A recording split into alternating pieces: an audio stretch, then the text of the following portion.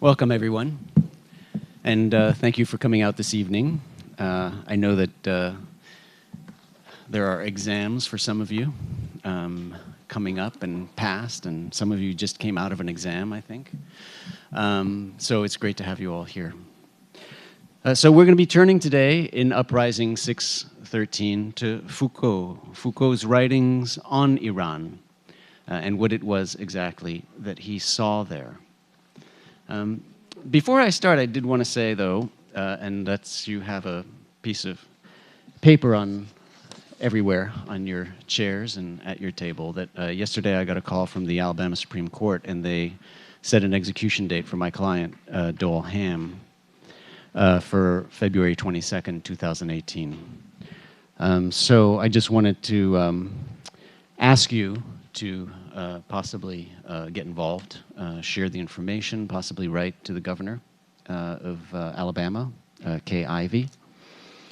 We'll be moving for all kinds of things. Yesterday I filed a federal 1983 federal civil rights lawsuit in the Northern District of Alabama in federal court to try and get the federal courts to stop this because he's fighting cancer and he doesn't have any veins, so it would be a pretty bloody mess if they tried to get IV access. In any event, on the back are things that you can do, and I would greatly appreciate it if you could help on Dole Ham's case, and on his behalf, I thank you greatly. So,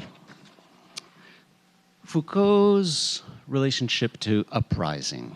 That's what we're here to explore today. And we're here to do it with an extraordinary panel. You know, Foucault wrote about the Iranian uprising in a self-consciously post-revolutionary age. So he's very conscious of these notions of the modern conception of revolution that we studied with Etienne and Gayatri and Simona Forti, the first session that we had here. He was very conscious of the fact that there was a historical dimension to the revolution as a singular, and that we had somehow passed that time. That it did a lot of work, difficult work for us today, and that we needed to think about different forms of uprising. He's very conscious of that. And at the same time, though, he folded his writings on the Iranian uprising into a historical paradigm that was precisely the historical paradigm that gave birth to the idea of revolution.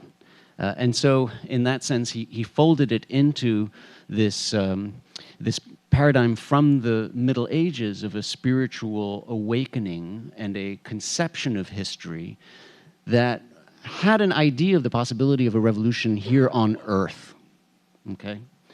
And in that sense, there's this tension, there's this paradox in his writing, I sense, because he's writing in the in relation to a tradition of religiosity that dates back to the 12th century and that was foundational in some of the modern conceptions of revolution. But on the other hand, he recognized, of course, that we are in a post-revolutionary age. And I think that it's almost in the interstices of that tension that he found the most interesting and productive elements of uprising. It was kind of in the interstices before something is called a revolution, before it is identified, before we can place the marker on it, right? It's somehow in that moment of uprising that there is the possibility for ideas, the birth of ideas somehow. That was what fascinated him so much. And almost the minute you could put a label on it, the minute you could say, you know, February 11th, 1979, the revolution is here, that the potential has already, that something different has happened. And so it's really that notion of what he saw in terms of a mass mobilization that was inspired by spiritual belief, not, I would say, the dogma of Khomeini, but a collective, what he called, right, a collective will, a collective spirituality. That is what interested him so much. And that's what we're here to study, really, today. Something in that moment, something about the spirituality there, something about a collective will, and what that might tell us about uprisings more generally. We called this session Revolt, trying to find the right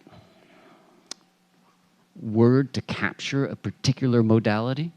Revolt, as opposed to some of the other terms that we've used, such as disobedience, or insurrection, or satyagraha. So we're trying to find the specificity of what he saw. And to do that, I have to say, we have today an extraordinary panel. And it's really thrilling. It's really thrilling to have at the table people who've had kind of such firsthand experience and such deep ties to what was happening at the time. We're going to hear first, of course, from Daniele Defert, who lived through the entire experience with Michel Foucault. As you know, Daniele Defert was Michel Foucault's lifelong partner and was always by his side, giving him and us tonight an extraordinary purchase on these events that we're going to be talking about tonight. Daniele Defert was professor of sociology at the Centre Universitaire of Vincennes, and after the death of his partner in life and in thought in 1984, Michel Foucault, he was the founder and organizer of the French Organization for the Protection of Persons Suffering from AIDS, an organization called AID, which was the first AIDS awareness organization in France. And he served as its president from 1984 to 1991. With Foucault and others, as you know, he was also a member of Le Groupe d'Information sur les Prisons in the 1970s. He's the author of numerous articles and the editor of Michel Foucault's writings, of the Dîner écrit. And his latest book is Une vie politique, entretien avec Philippe Artière and Éric Favereau.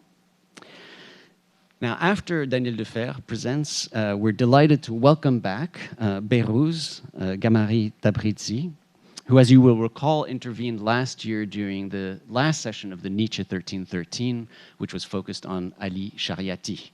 And so the connections here are perfect, and if you're interested in the Ali Shariati, you should go back and watch that, and watch Behrouz's spectacular presentation at the time. I remember mesmerized by his reading Persian poetry. He is an extraordinary person to have with us, of course, because he lived through these terrible events and challenging events in Iran as a young militant, Marxist-Leninist at the time, and suffered greatly as a result. He's the author of several books that explore Foucault's writings on Iran. Foucault in Iran, which is the kind of most recent intervention, the Islamic Revolution after the Enlightenment. He's the author also of memoirs of the Iranian Revolution, Remembering Akbar, Inside the Revolution, came out recently, as well as Islam and Dissent in Post-Revolutionary Iran. He's a guest editor of a forthcoming series in the Quarterly of Iranian Studies called Michel Foucault and the Historiography of Modern Iran, as well as the 2009 issue of the Radical History Review, The Iranian Revolution Turns 30. So welcome back. And it's my pleasure also to welcome back Judith Revel, who has been with us throughout these 1313 series, who intervened first in the Foucault 1313 and then on Foucault in Nietzsche 1313. And so I invite you also to review those, and we're delighted to have her back with us today for this discussion. She's written several books on Foucault's thought. As you know, Foucault avec Merleau-Ponty, Foucault, une pensée du discontinu, the Dictionnaire Foucault, Un malentendu philosophique, which is on Foucault, Derrida, and L'affaire Descartes, and many other books, including Foucault, Expérience de la pensée. She also directed the Italian edition of Foucault's Dit et Écrit at Feltrinelli, and so there's hardly anyone more qualified to intervene here with us. Now, after their presentations, we're delighted to have comments by our own John Rajchman and Daniele Lorenzini. You all know John, who also intervened on the Deleuze in Nietzsche 1313, and teaches here at Columbia in the Departments of Art and History and Archaeology. And among his many books, of course, are several books on Foucault, Michel Foucault, The Philosophy of Freedom from 1985, as well as Truth and Eros, Foucault, Lacan, and the Question of Ethics, and the Deleuze Connection. So we're delighted to have you back, John, as well as Daniele Lorenzini, who is a postdoctoral fellow here at the Columbia Center for Contemporary Critical Thought, and also a postdoctoral fellow at the Université of Saint-Louis in Brussels. He's the author, most recently, of La Force du Vrai, de Foucault à Austin, 2017, of Éthique et politique de soi, Foucault, Hadot, Cavell et les techniques de l'ordinaire, which came out in Vrin. He's an editor of many of Foucault's conferences, and probably the most productive young Foucault scholar that I can think of. So there's always something to read by Daniele Lorenzini, and I recommend it to you highly. So let me turn over first then to Daniele Defert, who's posted. So as you know, the posts are live, they're on there. They're much longer than what we're going to do today. You've had a chance to read them, and so I'm going to ask our presenters to try and boil it down so that we can have a short introduction and then some conversation. And welcome.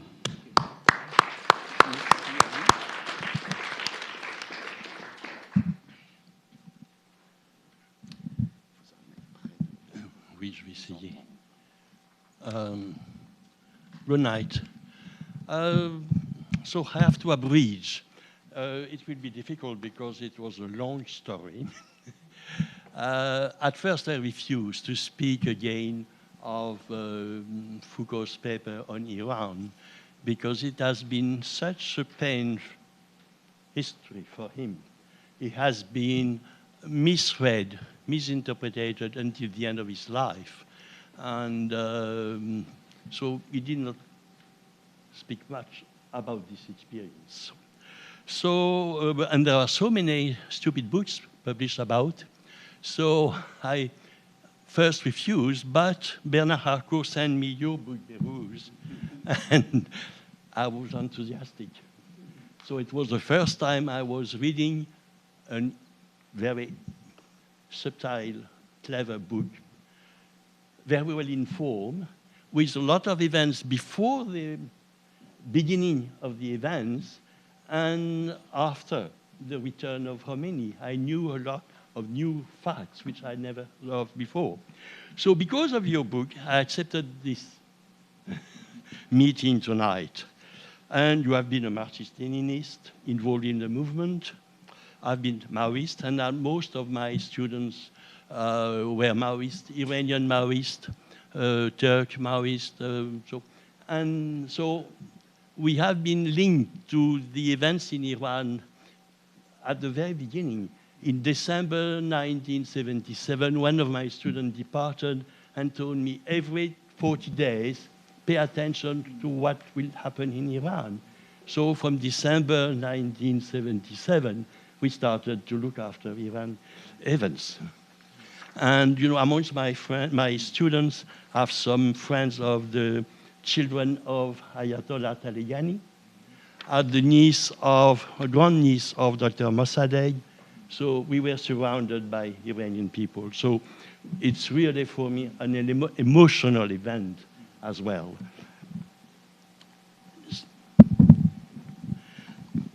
So I was eager to meet you. And what I want to bring to the debate is not any discussion of your fantastic book. It's just some elements of context, of the intellectual context in which Foucault was before going to Iran. You know, because the year 1978 has been an important year in Foucault's intellectual work in progress. And I think this work in progress of the year 1978 accounts for the perception of Foucault's events in Iran. And it's what I would like to stress on. If we have some time, maybe we will discuss the lasting influence of the Iranian events on Foucault. You see, I'm more skeptical because we will discuss, if we have time, of the publication of Was ist Aufklärung, which was written, in fact, before the Iran events, as Daniele knows, because he made a recent edition of this. So maybe you know, Foucault went twice in Iran in 1978, first between the 16th and 24th September. In fact, the dates have been translated to me from his passport by an Iranian man who was not sure of the figures. So I suppose but it's one or day differences. Not the date you get, but a few days. So just a week after the Black Friday. And the second journey took place between the 9th and 15th of November, a few days after the so-called Weekend of Tehran, which was a very ambiguous event, provocation, militantism, anti-Pahlavi, anti-West. It's very ambiguous. Maybe you will be able to bring some clarity about it. So both journeys were before the Shah's departure. And Foucault published 15 papers on this experience, but only 8 can be considered as eyewitness report. And it's written Tehran on them, but they have been written in Paris. Only one was written, the number 9 in the collection was written in Tehran. The other, it was a sort of journalistic purpose from the Corriere della Sera to pretend. So 8 were eyewitness papers. The rest is self-defense because the critique started very early. First critique about the army, and I will come on this question of the army, because you don't mention this paper in your book, and I've not even found the English title of this, The Army When the Earth Quakes. And so most of the other papers were self-defense. I insist on the fact that Foucault eyewitnessed an uprising, not a revolution. He constantly insisted on that distinction. He listed the differences between the two events: no visible or preeminent class struggle, no self-defining proletariat. Even when he visited Abaddon strikers, the people were not searching for arms. Bare hands was his most impressive experience. In his paper, What Are the Iranians Dreaming About?, which is the only paper published in French, the other were published, the first were published in Italy. This paper is a synthesis of 2 papers published in Italy. And Foucault said neither in Tehran nor in Qom, where he went with Shariat to visit Shariat Madari, the people expressed a desire of revolution, but they mentioned constantly a yearning for an Islamic government. So what Foucault has described, it's an uprising and some elements of what could be an Islamic government. After the return of Ayatollah Khomeini, effectively Foucault wrote, a revolution happened in Tehran. He listed a few distinctive features: violence, barricades, the departure of the Shah, but he concluded, is it sure? And when Foucault came back from one of these journeys, I don't know the first or the second, I remember he said to his friends, no longer speak of third world. And that's very important. It was enigmatic, but maybe it supposed the two others don't exist anymore. So it was a big change. And so it was conscious, it gave a consensus that an important event had happened. And in his response to Atousa's higher age, he insisted on the fact that now we have to treat Islam with respect. And it was, I think, the first time it was said that way, that it was marking a new periodization of history. And that has been the departure of most of the critiques, because political spirituality has been associated with that notion of Islam became a global threat. So Foucault described an uprising, but he insisted an uprising is an enigma. Such enigmas were exactly what Foucault was working on in 1978, and it is the fact on which I wanted to insist. We possess a chronology of his work in progress through his lectures at the Collège de France. In 1976, Foucault delivered 13 lectures under the title, Society Has to be Defended. War was the major theme, or more precisely the question, is it accurate to analyze power relations through the paradigm or the pattern of war? Either war between races, as it used to be between the 16th and 18th century, or between classes as it started in the 19th century. Is war a good model? After a sabbatic year in 1977, Foucault announced the continuation of its questioning under the title Security, Territory, Population. Both books are translated now here. From January to April 1978. But suddenly, on the 1st of February 78, he adopted a totally new approach. I want to study the genealogy of the modern state. It seemed to me that religious have invented most of these techniques of government. What is a religion technique of government? It is to conduct the conduct of others. He denominated the conduct of others' conduct governmentality. He started with Christian governmentality, and in this context, revolts against power have been religious counter-conducts or dissent. So Foucault was studying dissent when he went to Iran. He devoted important lectures on Joachim de Flore, Savonarola, the English and German dissent, dissent generally, as recourse to Holy Scriptures, to their forgotten or hidden meaning, opposed to the present clerical organization.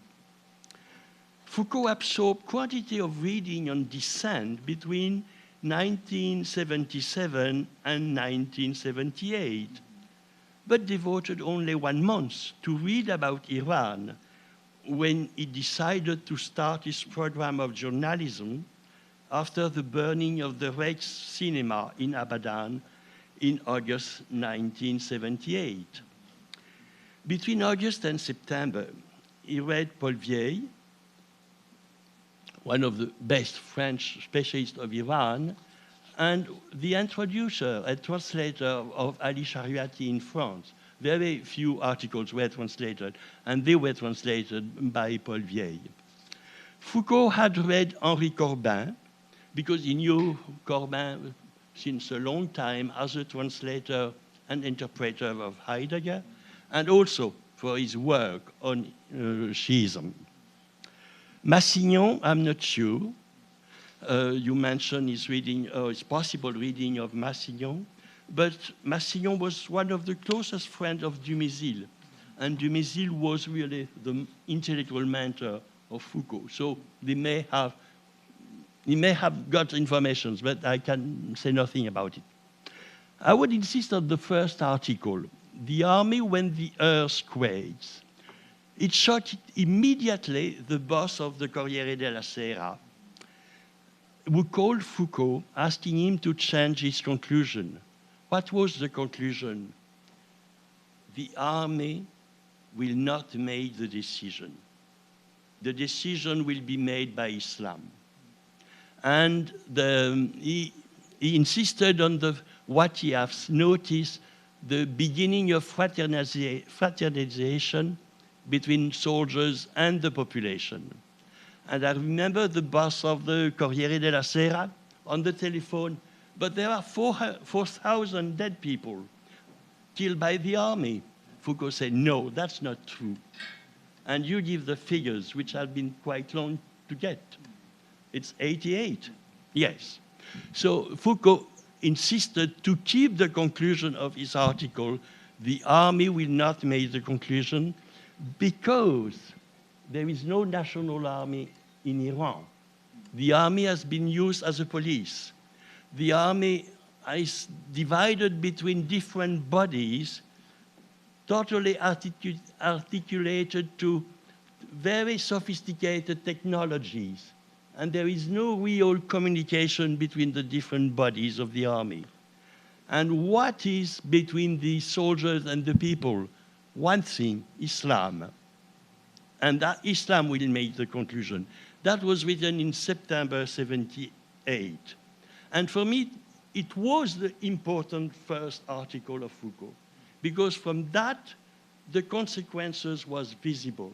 Because what we expected everywhere, in France, in Italy, in the United States, the army would find a general, a sort of Nasser, Gaddafi, or Videla, supported by USSR or by the USA.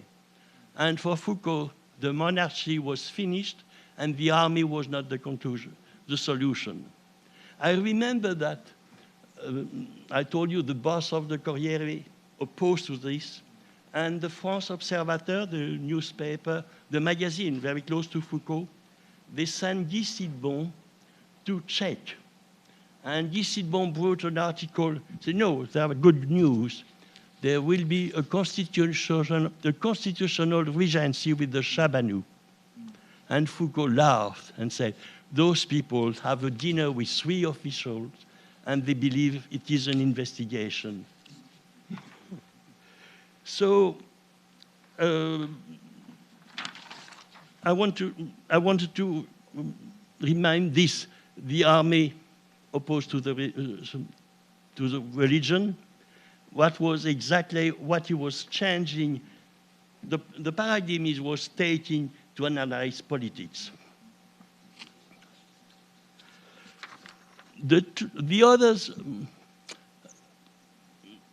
The other opposition he had to face was it only an uprising? Was it a revolution?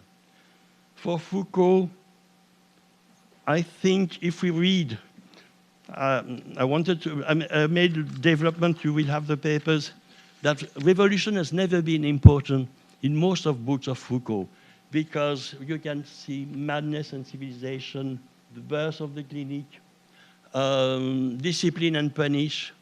What happened out of that? Asylum, prisons, nothing you can really be proud of. So Foucault gave the general setting of his books was the French Revolution, but the events were not very important. So we cannot consider that he gave importance to revolution in general. And just after the letter to Prime Minister Mehdi Bazargan, about the same week, he reviewed the book of his friend Jean Daniele, the boss of the Nouvel Observateur. And that is the conclusion. What is at stake in this book? 30 years which have taught us not to give our support to any revolution, even if we may understand every revolt. So,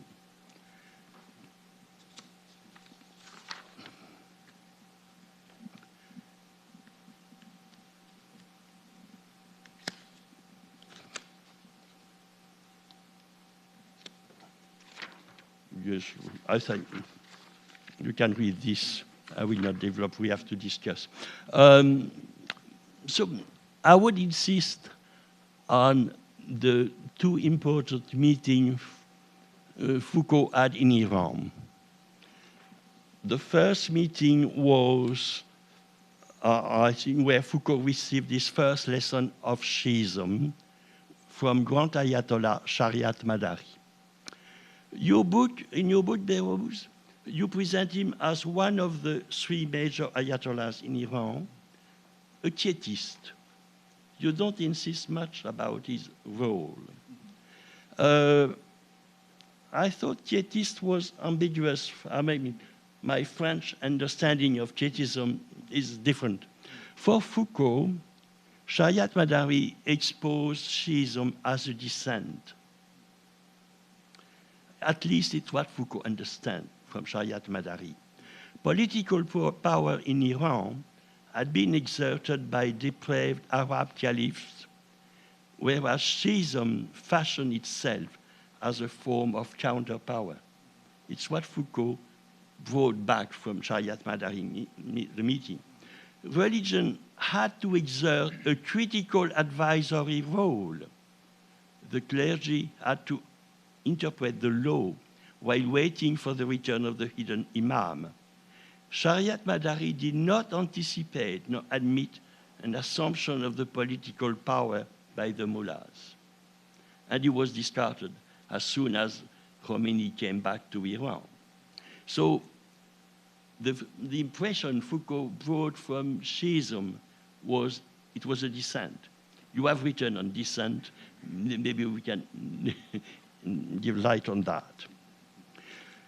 Foucault never met Khomeini, in spite of some pressure made by Bani Saad. A book, Eribon's biography, mentioned a visit of Foucault to Khomeini, which is false interpretation. Foucault wanted to see how Khomeini behaved in Neauphle-le-Château.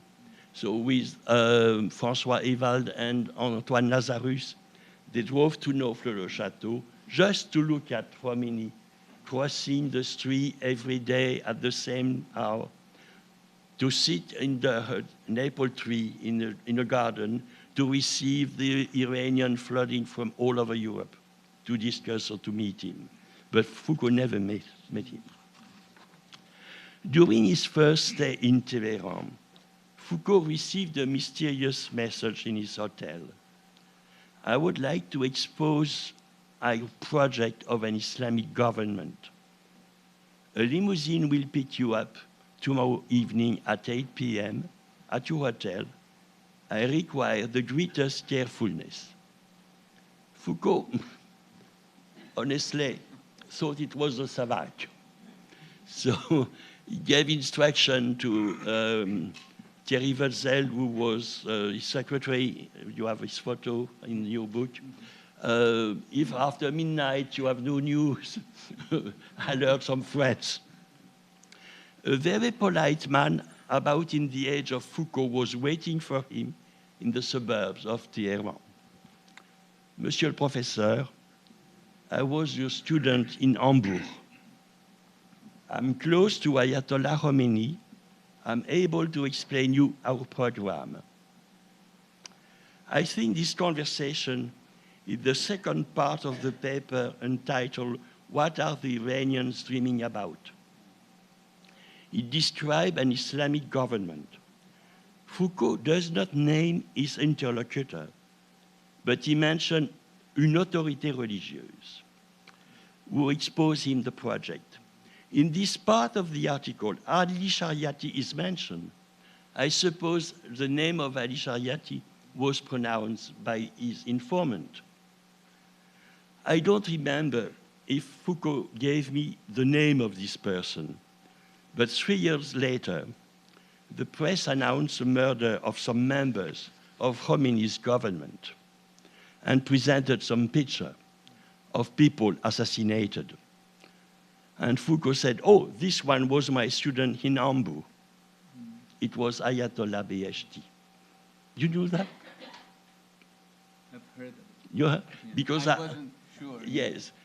In fact, I have an interview in the Iranian TV last year, and I made research, but I did not know who was Beheshti.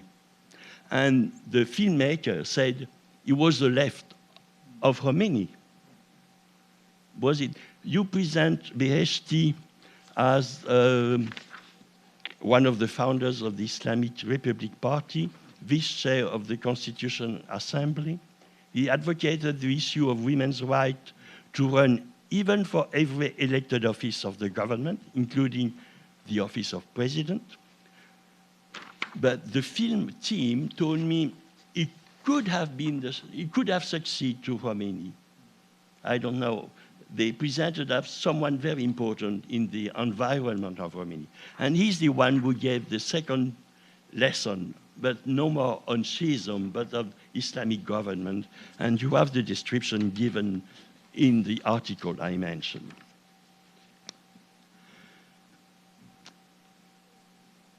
Yes, you can read.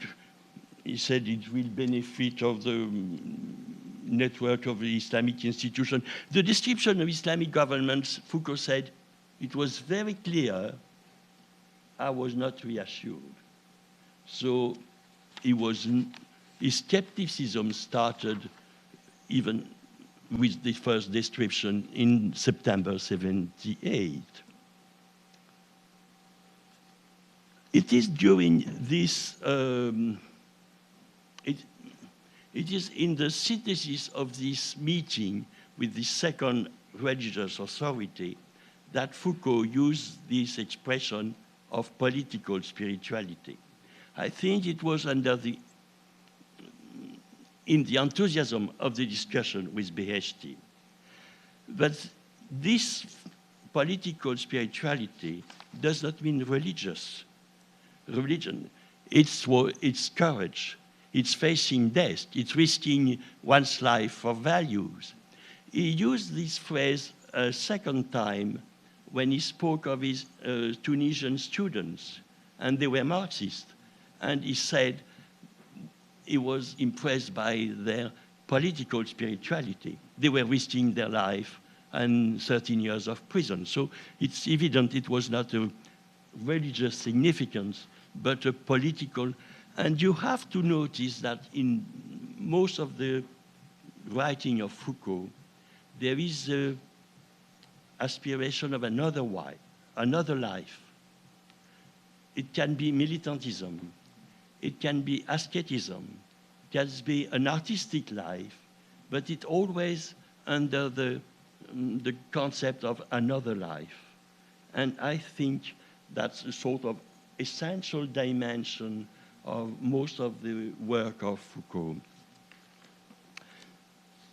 So I wanted to insist on last event. A few days after the arrival of Khomeini in France, the Catholic Council in Rome elected its own Ayatollah, Karol Wojtyła. Foucault was absolutely enthusiastic. Wojtyła was a disciple of Cardinal Spira from Krakow. And Spira was a sort of model of resistance against communism when Foucault was in Poland.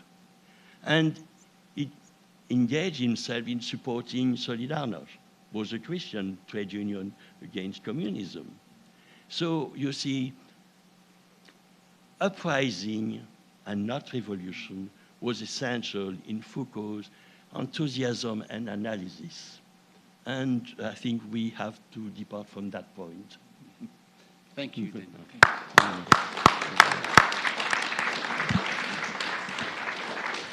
Thank you.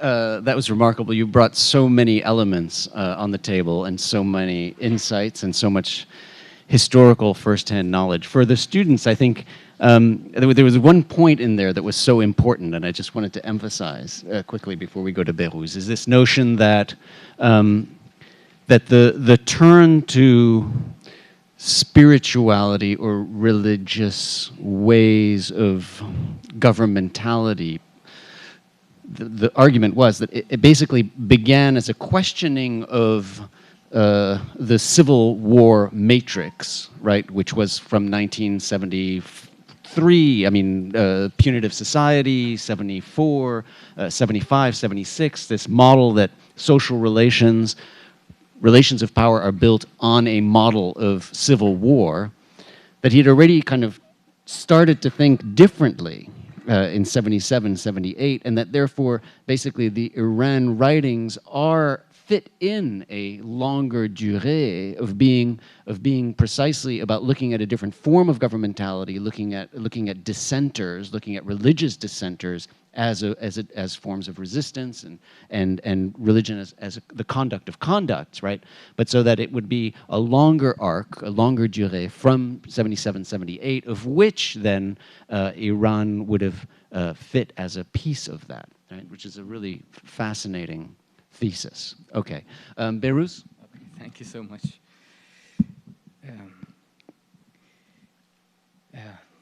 First of all, thank you for inviting me again, you know, as if the first time was not enough, you know. Also, if someone can give me a pen, I don't know what happened to my pen. Somebody had, or I was going to blame it on someone on the subway that stole my pen.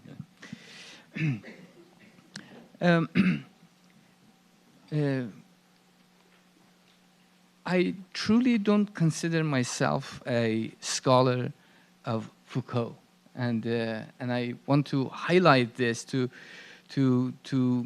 say that Foucault is significant to me so long as it is part of the story of the Iranian Revolution, and I don't want to make the revolution incidental. Rather, the other way around, I want to make Foucault incidental to the story of the revolution. So it's a sort of a disclaimer that I know that there are a lot of sort of holes in the way I treat Foucault, particularly towards the end, that I make this rather speculative claim that we can find the footprint of the Iranian Revolution in Foucault's later lectures and writings. I mean, a lot of the stories you already mentioned, and I'm going to make it very quick and short. This is the famous quick and short, but you know it's going to be half hour. As you mentioned, I came of an intellectual age as a Marxist Leninist, very much involved in the Iranian Revolution, although I learned Marx mostly through Lenin, and it reminds me of the story in the graduate school when my first theory professor, Hungarian professor, he said that, so how come you know Marx so well? I said that, you know, I know Marx through Lenin, basically. You know, I read Lenin and then through Lenin, and then I had this Italian friend of mine in class, and the professor asked the Italian that, so how come you know Marx so well? And she said that I learned Marx mostly through Stalin, and and our professor said that, you know, the learning Marx through Stalin is like entering a palace through the toilet, you know. So, but even that's brutal, huh?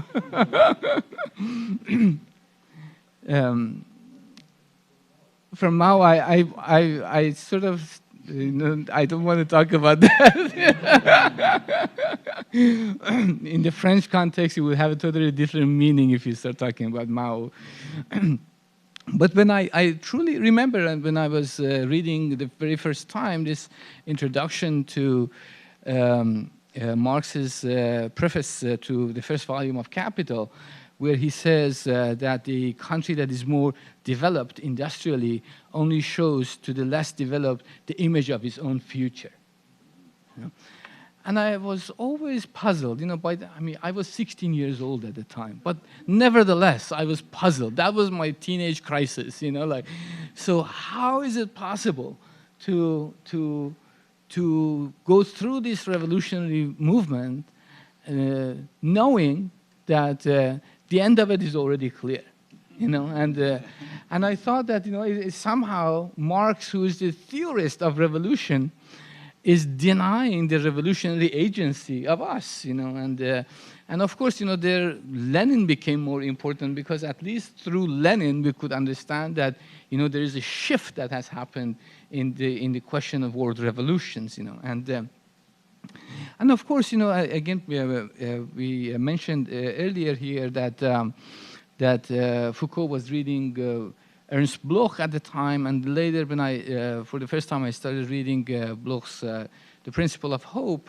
and again, there is a passage there that really captured my own mind that he talks about the most tragic thing in this world is not the loss of security, but the loss of the power of imagining a different kind of world. And I think that there is this shift that happens sometime after the French Revolution and throughout 19th and 20th century, that the idea of revolution goes from the idea of possible realities to the idea of real possibilities.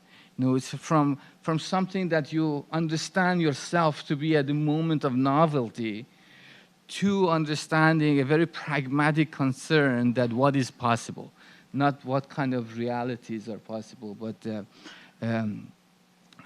what kind of realities are possible, but rather what real possibilities are. And so in a sense, revolutions became moment of transition from one moment in history to another moment of history, rather than being a moment of novelty, rather than being a moment to be, as Foucault mentions in his writings, at the threshold of a novelty. That opening, that suddenly the sky tears open and that possibility becomes available, that people on the streets are capable of thinking in novel terms about possible realities. And I think that this is really, I mean, if in one word, if I stop talking right here, I'd be very happy because in one sentence, this is where Foucault's contribution is. That when he's looking at the Iranian Revolution, he's taking its ambiguity seriously. He's taking that moment of possibility, and I totally agree with you that it's about uprising, you know, that moment of possibility seriously. And he really doesn't care about what the outcome of this revolution is, because his concern is truly the experience of that moment, living through revolution rather than what the revolution can produce. Of course, you know, Foucault is thinking about these issues in a very particular time in France and in Europe and around the world, that revolutions are becoming more and more suspect.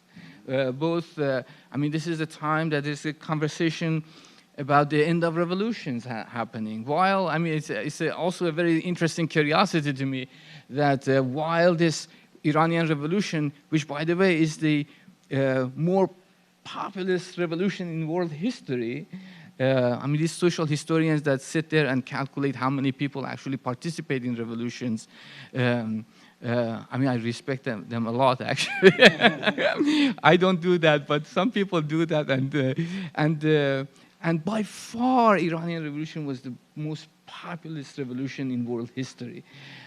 somewhere around between 18 to 20% of the population was directly involved in the revolutionary movement, which is amazing to think about that moment. And then at the same time, this conversation that is happening in France and other parts of Europe, that the age of revolutions are over. That kind of interesting paradox. And I think that, again, this is where Foucault enters the conversation to say, wait a minute, there's something really major is happening in Iran, and a new idea. I mean, he talks about the end of ideology, and I said, but look, there's a new ideology coming into the picture, and that's Islam. And It's not a new ideology. in terms of the way it is intervening in social movements and in social revolutions. So I think that's perhaps the most important part of Foucault's writing on the Iranian Revolution, that recognition of the moment of novelty. Let me just see. I wanted to talk a little bit about the way I came into contact with Foucault's writings on the Iranian Revolution. I went to graduate school in California, and as we know, with Foucault's residence in Berkeley, if you went to graduate school in California in the Bay Area, you needed to read Foucault very carefully, and when I graduated, I thought that I've read every single line Foucault have written, and so okay, that's my duty and obligation. And then I was quite surprised that for the first time I saw actually the Farsi translations of Foucault's writings on the Iranian Revolution. That book on the right was the Farsi translation that came out in late 1990s. And I thought, wow, what an interesting thing that Foucault wrote about the Iranian Revolution, and so that became a sort of a curiosity early on for me, but I set it aside. I didn't sort of pursue it until later that Janet Afari and Kevin Anderson's book came out, and I thought, well, I mean, we have to sort of draw the line somewhere, And I also wanted to say that, as you said, that Foucault, I met Paul Veye in Illinois, and at least according to him, I'm relying on him, that the reading list of Foucault before going to Iran was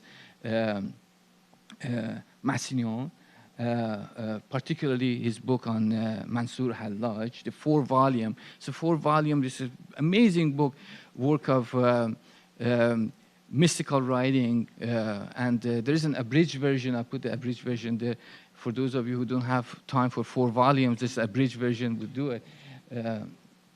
And then the other important influence in terms of understanding, so what this Shiism is all about. And I think it's important, both Corbin and Massignon, that they gave Foucault some sense of what to expect.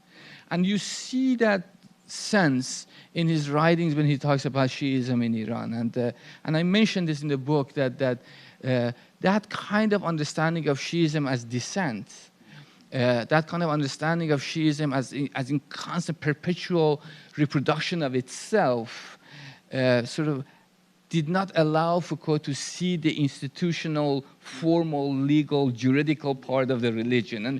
And I think that's really part of the story, that the way he understands the revolutionary movement there.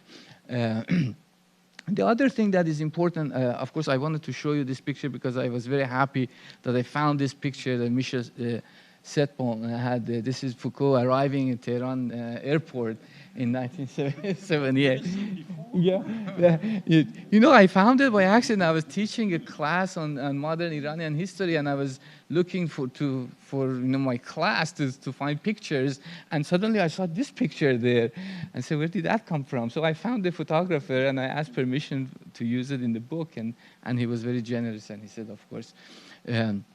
But I think, you see that mentally where Foucault was in terms of religion when he arrives in Tehran. But also, I wanted you to see that when you mention after the massacre in September '78, it was it was so significant. I wanted you to see these two pictures that when Foucault writes after arriving in Tehran, just 5 days later after this event, and you see that this is the square that the soldiers are kneeling. This is the first day of declaration of martial law in Tehran in 1978, and this is the first picture, and I want you to look at that and see what happens right after this picture.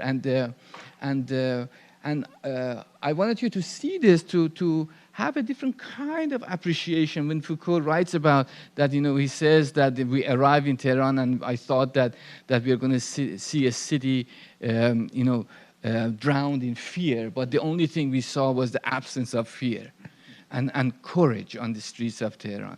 And then, again, having this in mind, this image in mind, would also help to understand why the concept of courage was so significant in Foucault's writings on the Iranian Revolution. And of course, I mean, as a little footnote, you can see, I'm not quite sure whether Foucault was reading Walter Benjamin or not, but the notion of courage really comes through in Benjamin's writing on history, that how significant and this kind of question of courage and cunning and humor and steadfastness is in history. So I wanted you to see these images to highlight the significance of the way Foucault talks about and this is the first visit, and this is the second visit. Can I tell a little story about the first picture? This is the third event. This was 1 week in summer of 1978, that the Monday was a rally that for the first time, this is a rally, a protest after 25 years in Iran, the very first protest, that close to 1 million people suddenly showed up. Nobody knew how many people would show up in this rally. And then the second Monday, and then Thursday, they said another rally. And then at the end of that rally, they said that another rally Friday morning. And the government announced martial law at midnight, so people were not aware that there is martial law declared. So they all showed up in this square in east of Tehran. And on that day, thankfully, I overslept. I mean, it's a true story. I mean, I overslept. So this is the second time that Foucault in November also, it's a coincidence that Foucault visits Iran during these very, very vital moments. And this is in front of Tehran University, that the soldiers open fire to students rallying there, and all these moments there. So the other part of Foucault's writing that I think is important to highlight is his awareness of this kind of exceptional moment that a new form of ideology had emerged in Iran. A lot of, most of conventional historiography of the Iranian Revolution, or Iranian modern history for that matter, is built on a premise that there is always this binary opposition between Islamists and secularists. And again, another significance of Foucault's writing at this moment is that he basically transcends this binary, and doesn't in no shape recognizes this kind of binary understanding between secular and religious factions in the Iranian Revolution. And that's why he's criticized so vehemently, mostly from the Iranian left, that why doesn't he recognize the secular faction during the revolution? While if you look at the the revolutionary movement, I mean, in other places I talk about this, really the language of secularism was not spoken at all during the Iranian Revolution. And not that they were not Marxists, not that they were not communists, not that there are all these, but the language of it, the discourse of secularity was not part of that conversation. And I think this is also important to to show that there is a convergence of ideas that gave rise to a very kind of idiosyncratic form of revolutionary ideology in Iran, and which Foucault recognizes. And this is a translation of Fanon's Wretched of the Earth by Ali Shariati.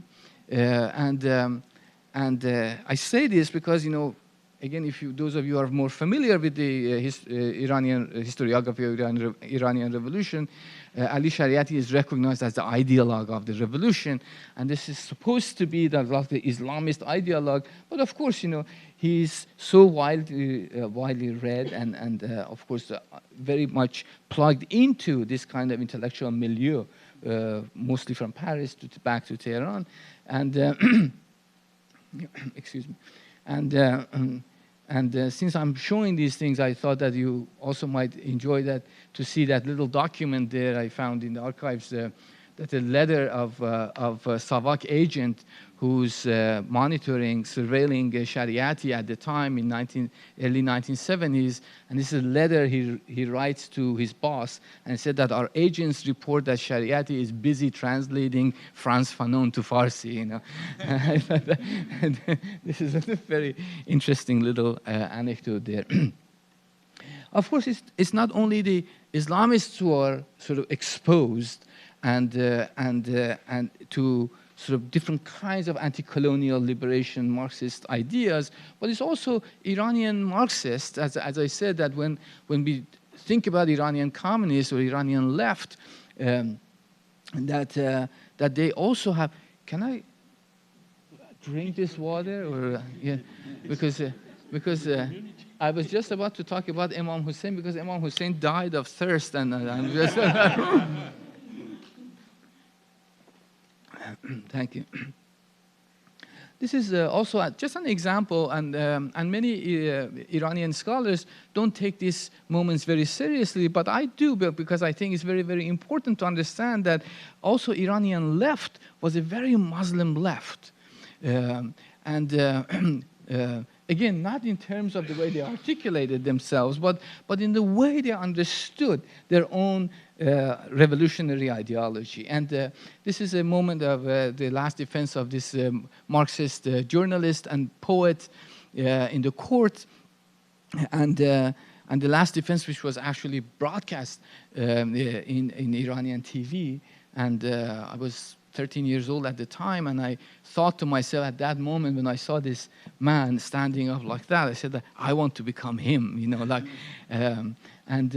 So in his last defense, he says that, and you can see the text there, that he says that I begin my defense with the words of Imam Hussein. You know, this is the Marxist, you know, and he spends, he talks for 15 minutes or so.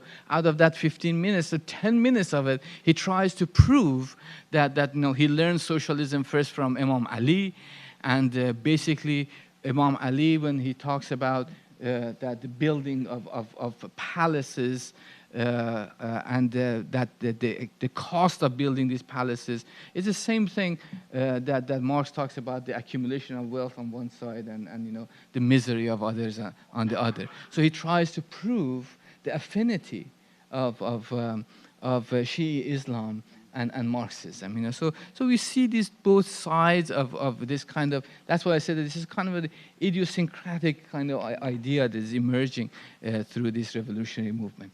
I'm going to just say very few words here, because I'm sure all of us were going to talk about this, but I thought that you can see that the 3 points I make in my book about Foucault's contribution, and how can we read his journalistic essays in philosophical terms.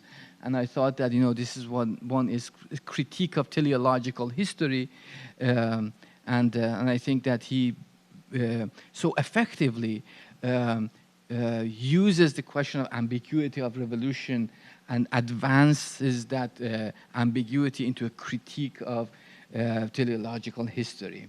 And of course, Daniele already talked about political spirituality. I don't want to talk about that.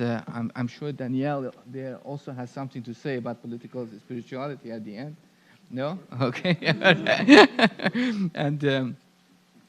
But I think that it's also important to emphasize that, as you said, that when he talks about political spirituality, he has a very corporeal understanding of spirituality.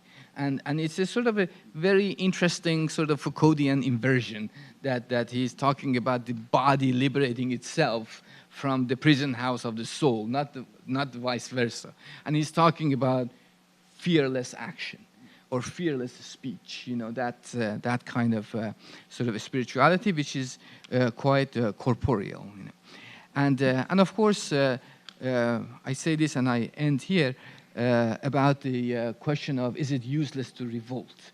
And I think that's one of the last essays he writes after all this criticism, and I like the fact that, you know, all these essays are in self-defense, you know, and he also basically there he tries to decouple uprising and revolt from the outcome of those uprisings and revolutions,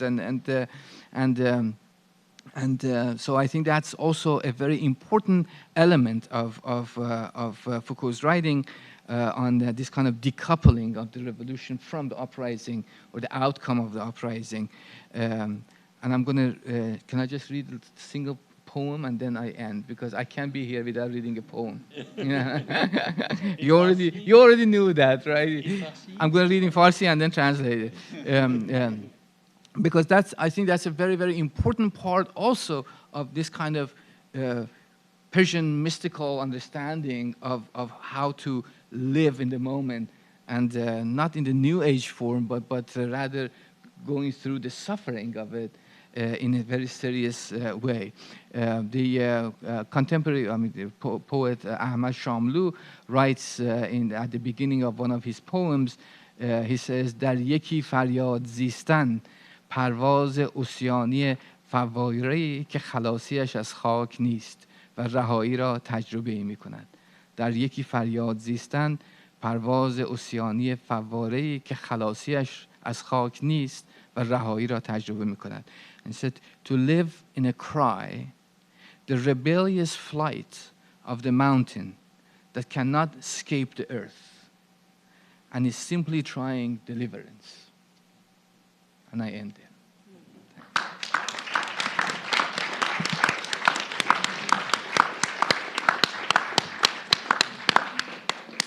Thank you so much. Thank you.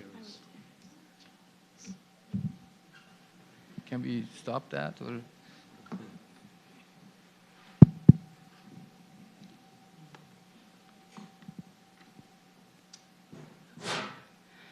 So thank you for this invitation. Thank you, Anna, Bernard, and Daniele for this wonderful series. I sent for the blog, Alas in French, a longer text. And in these 15 minutes, I will simply take one by one its main points.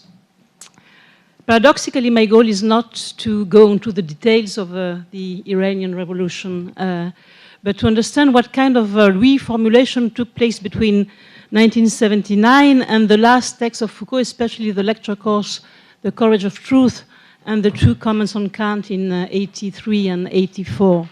I will be a bit schematic. First point. One of the ways we have to respond to the criticism about Iran, a way that Foucault mobilized himself, but that has been also one of the arguments some of us used, is to dissociate the moment of the uprising from the later and absolutely heterogeneous establishment of something like a constituted power in relation to the revolutionary movement. Constituted power, the government of the mullahs, versus constituent power, the uprising. It's exactly what Foucault says in the text he wrote for Le Monde in May 79. Is it useless to revolt? You quoted the text. I quote Foucault. Foucault says, the imaginary contents of the revolt did not disappear in the great day of the revolution. They were immediately transposed to a political scene that seemed quite willing to receive them, but which was in fact of a different nature. The formulation is undoubtedly insufficient, but it insists on the change of nature that necessarily takes place between the moment when one stands up for one's own freedom and the establishment of a regime of government. The illusion, therefore, and we probably use too many times this kind of argument, and I probably did it too, and too often, would be to affirm that in order to remain eternally in the real revolutionary impulse, the very moment of the uprising, we have to place ourselves eternally on the verge of revolution. It's understandable and it's a dream, no doubt, but it's impossible to hold unless we deny the thickness of time which is necessary precisely to what is called politics, unless we aestheticize the uprising as such, which is paradoxically amounts to a deep politicization of it. And it's my first point. Second point, the idea of uprising as a virtuality. If the Iranian episode reveals what we could call a revolutionary process, it also testifies to something else. And Foucault will explicitly formulate this something else only a few years later, I think. And he will do it starting from another historical episode, which is that of the French Revolution. We know Foucault's amazing use of Kant's The Contest of Faculties in the January 5th, 1983 lecture at the Collège de France, in which he also comments on what is enlightenment. In the inverted mirror created by Kant's post-revolutionary text, 1798, The Contest of Faculties, in relation to its pre-revolutionary pendant, 1784, What is Enlightenment, the figure of a revolutionary moment conceived as the tipping point of history emerges, as a possible bifurcation, as a paradoxical opening of history to what history is not, or not yet.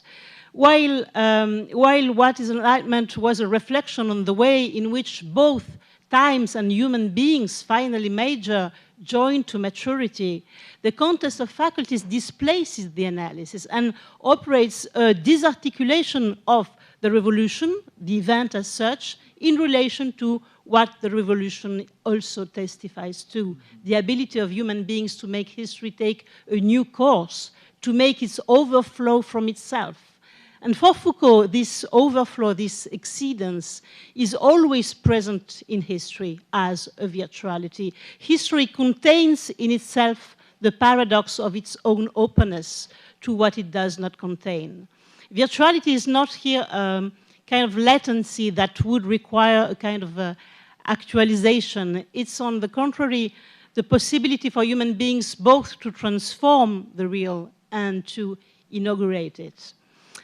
As I was saying, it took some time for Foucault to formulate this point. In some of his Iranian texts, for example, Foucault seems to go back to an idea he had broken off in the mid-70s, the idea of an outside of history, the idea that the revolutionary event is given as a pure outside in relation to history, which is in reality a very Deleuzian idea. Well, in his text on Kant, a few years later, the analysis seems to me to be radically changed. The event is not or no longer the pure outside of history. It becomes for Foucault the moment of both a rearticulation and an inauguration, or a bifurcation and an opening of history as such. And here we have a deep inflection that makes revolutionary virtuality at the same time a quality of history itself, in itself, and a possibility of action for human beings in their own present. Third point of 5, the idea of uprising as subjectivation. Here again, Foucault's analysis is complex. In his text on Iran, the analysis is threefold. First, there is what Foucault describes in the last years of his life as subjectivation. The revolutionary moment, like the moment of struggle in general, allows the production of individual subjectivities and modes of articulation of these subjectivities between them. And Foucault will thus speak of, for the first time in the same period, in a text largely inspired by his Californian experience of gay movements, of modes of life. Resistance allows subjectivation, and subjectivation is in itself a resistance, since it is constantly denying and disarticulating the objective masks of the subject as they have been instituted and imposed by the discourses and practices of power. Second, there is also a social complexity that Foucault seems to perceive very early. In the Iranian case, the difference between cities and the countryside, between students, workers, and peasants, but also the weight of urban civil society, the influence of politicized groups and intellectuals, and of course, the very central importance of the religious discourse. And so on. The Iranian uprising crystallizes, condenses, and organizes a series of realities whose differential thickness will be paradoxically erased by the revolution in itself. More generally, one could say the characteristic of a revolution is to present the smooth and unified face of what is initially given as an effect of social and political composition of differences. Sometimes desired, sometimes the pure product of the hazard of history. Well, the uprising can be composed, has to be composed, but the revolution has to be unified. And probably for that reason, the third regime of analysis that Foucault constantly uses about Iran, a term he will later abandon, is that of the people, le peuple, which of course sounds different in French and in English. Foucault says the Iranian people rise up, le peuple iranien se soulève. But le peuple is precisely that which has been unified, which presents itself as one. You say in English, the people are. We say in French, le peuple est. The people is, third person singular. The whole problem is to understand if the characteristic of a revolution is to produce a people as a unified subject, or if it is precisely this unification that drives the revolutionary process towards the establishment of a constituted power which, having been the expression of a powerful and effective counterpower, at the end becomes only another power. In some of his later analysis, Foucault seems to make a decision, and remember, maybe you remember, what he said in 1984 in an interview with Paul Rabinow, and I quote Foucault in the interview. Worthy points out that in these analyses, I do not appeal to any we, to any of those we's whose consensus, whose values, whose traditions constitute the framework for thought and define the condition in which it can be validated. But the problem is precisely to decide if it's actually suitable to place oneself within a we in order to assert the principles one recognizes and the values one accepts, or if it's not rather necessary to make the future formation of a we possible by elaborating the question. Because it seems to me that we must not be previous to the question. It can only be the result and the necessary temporary result of the question as it is posed in the new terms in which one formulates it. End of quote. A surprisingly radical formulation, which is very different from what Foucault seemed to say only 5 years before about Iran. The we is not the condition of possibility of the revolutionary event, because it is paradoxically what is produced by the event itself. And this subjectivity as an effect remains plural. We, first person plural, from the people to we, There is the whole distance that separates the one from the composition of differences in themselves and by themselves in what is given as a shared experience.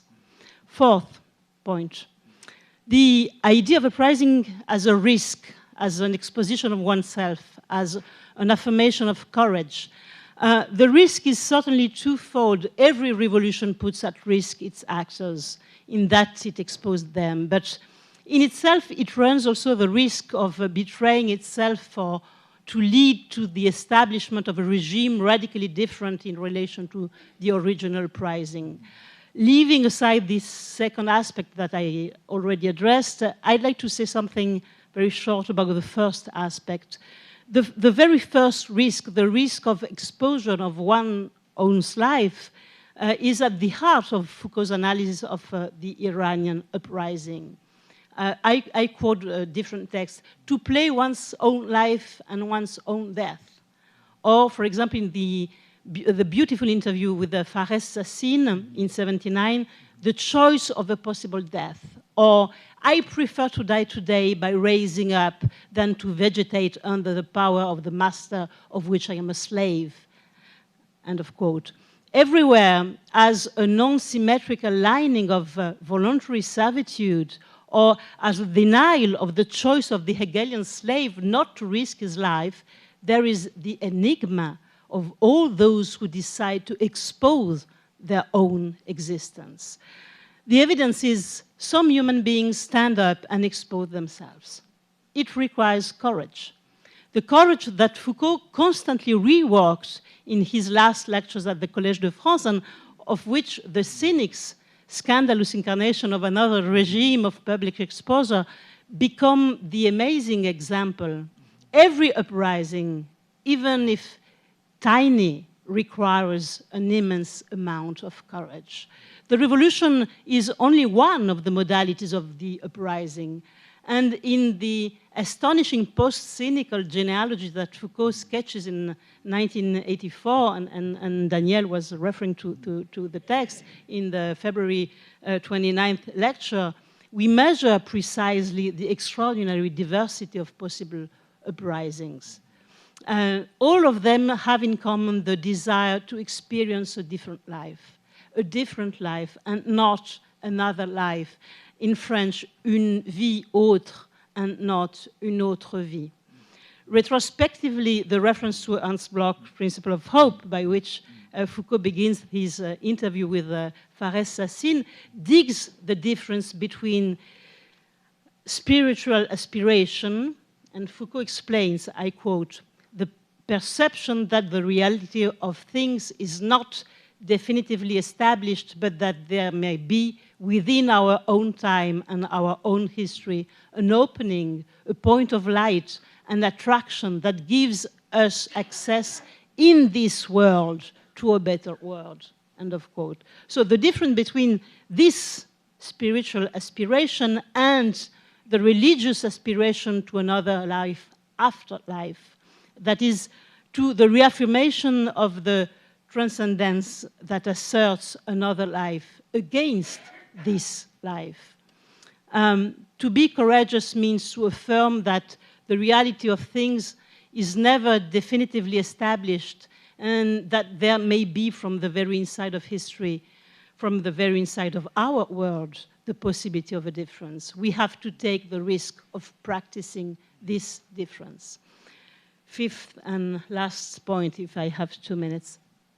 The idea of uprising as an expression of the will. This is undoubtedly the most, for me, enigmatic point.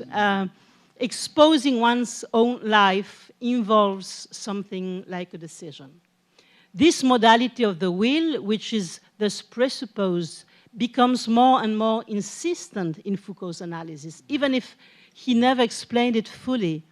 The will to be other, the will to be the subject of one's own transformation, but also, and immediately, I'll quote him, that kind of decision that breaks the historical continuity and is the heart of the revolution. It's in the Sassin interview in 79.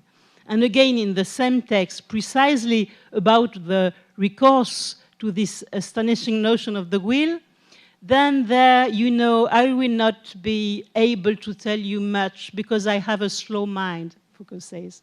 But for a certain number of months and years, with regard to the analysis of these relations of power, it seems to me that we cannot carry it out properly without bringing in the problem of the will. Power relations, of course, are all invested by desires. Of course, they are all invested by rationality patterns, but they also bring into play wills, end of quote. This is exactly what we find in Foucault's comments on what is enlightenment, where the emphasis on the will is absolutely significant. It's ultimately there, if one thinks of it, that all uprising is rooted in our desire to attempt the spawning of a way that would not be that of the same, says Foucault, and that would take the risk of invention. And Foucault concludes, I quote, "Here again, the question for philosophy is not to determine what part of the revolution should be preserved and used as a model. It is to know what to do with this will of revolution, this enthusiasm for the revolution, which is other than the revolutionary enterprise itself." Two questions, what is Aufklärung and what to do with the will to revolution, define between them the field of philosophical questioning about what we are in our own actuality, end of quote. The field of philosophical questioning about what we are, the field of political questioning about what we are in our present times.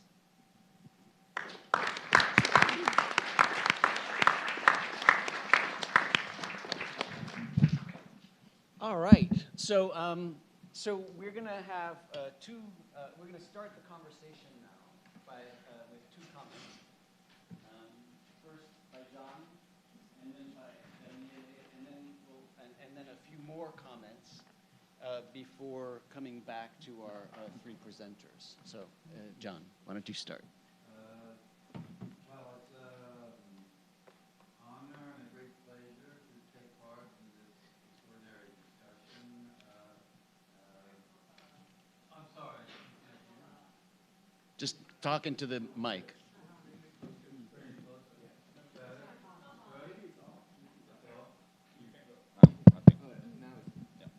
Yeah, go ahead. Just talk close. Sorry, yes. It works? Okay, very good. So yes, very glad to be able to help host this extraordinary event. I think I've also contributed a little blog. In my own remarks, a bit like Judith, really are attempting to look at how this theme of uprising and revolution entered Foucault's discourse in this period, this very interesting and still unfinished period in Foucault's work. I started in 1978, where I think there's changes. So I also think that in this period, starting in 1978 until the great works at the end that Judith was just quoting, we see that the theme of uprising and revolution has a very key and interesting role. I'm not sure that the way I developed this is exactly the same. I think I agree that the uprising revolution distinction itself, very central. The priority of uprisings with respect to revolutions. I was very much interested. I focused mostly on the response. Is it useless to revolt? And in that, I talked about several elements. One, the priority and irreducibility of refusal, dissent, I don't want to be governed like this anymore. That comes first. that and is an irreducible element in any uprising. The second element had to do with the historiographic or historical significance of it, what I call a principle of singularity.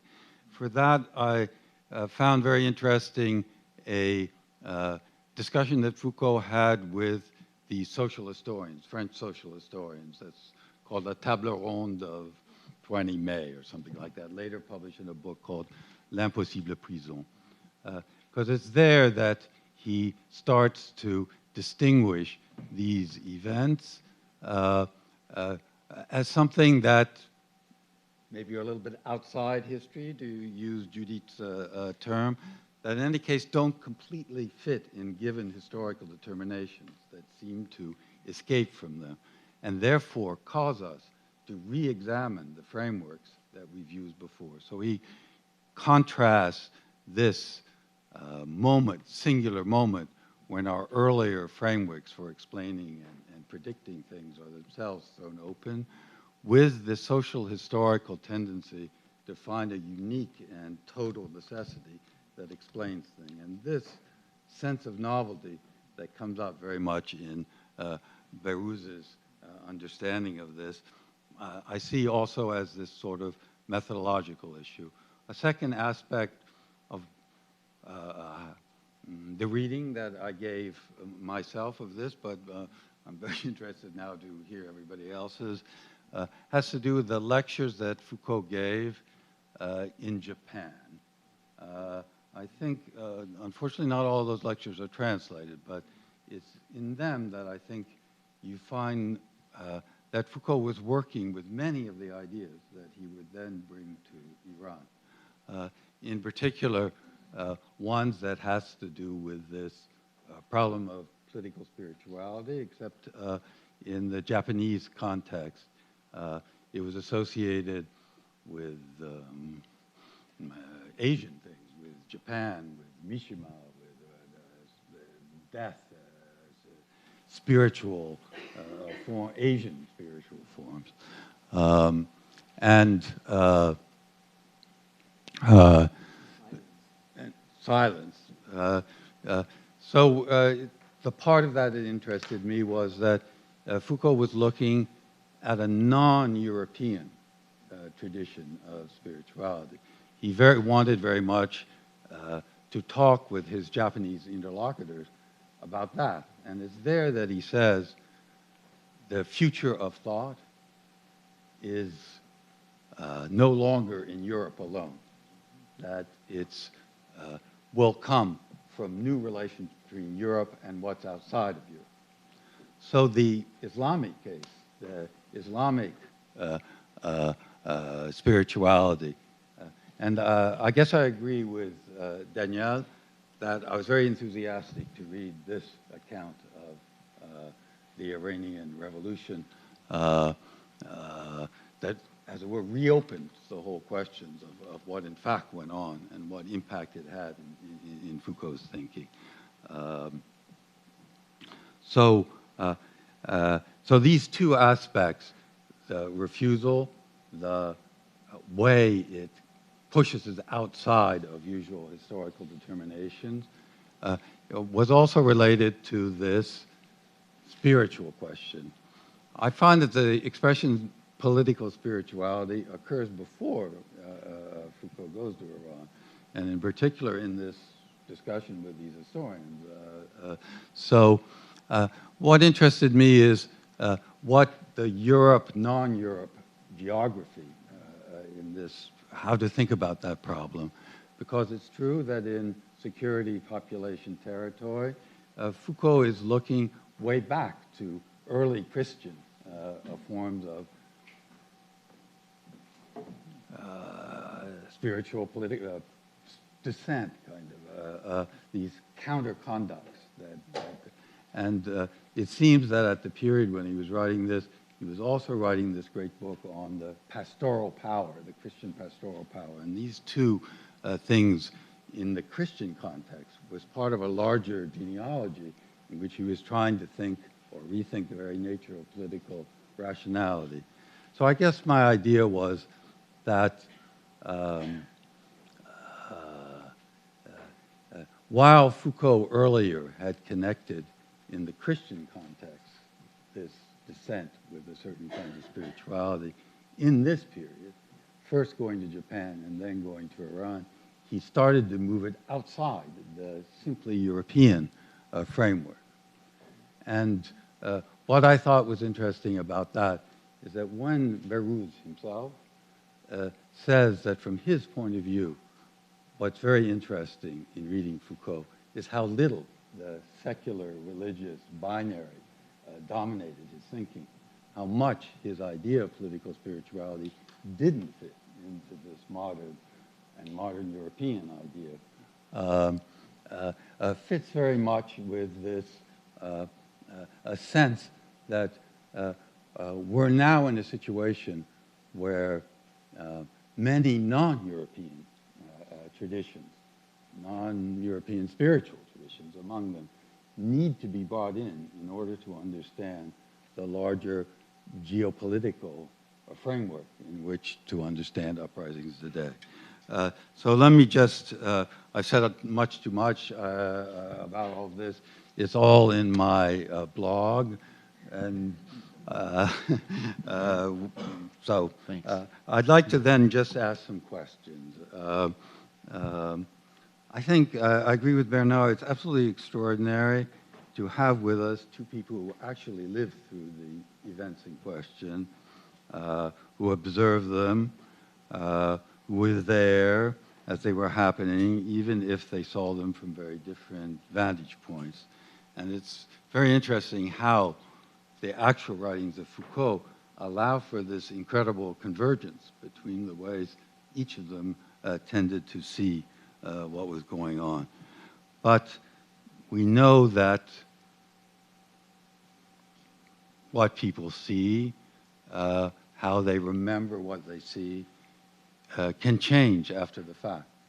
We're now looking back at those memories and what went on during that period from a very different point of view, in which the outcome, the actual outcome of what happened in Iran overshadows in many ways what in fact was going on with because I like very much Behrooz' idea of these different dissenting groups that had this kind of battle with one another in which only one faction triumphed, and when it triumphed, began to impose the state situation that led to Behrooz' own imprisonment. And of course, there's this extraordinary autobiography that Bernard was mentioning about the imprisonment itself. In which this memory of what had gone on as a student activist is itself an issue in the prison interrogations and so forth. So all is to say is that I think we're now looking back all these 35 years later from a rather different point of view. So my questions really are about that. First, after Behrooz' extraordinary and dramatic presentation in the last uprisings, we had a very interesting exchange and conversation in which he drew attention to a contemporary Iranian photographer whose work is an attempt to now retell the history of Iran through recreated photographic tableaux of important deaths.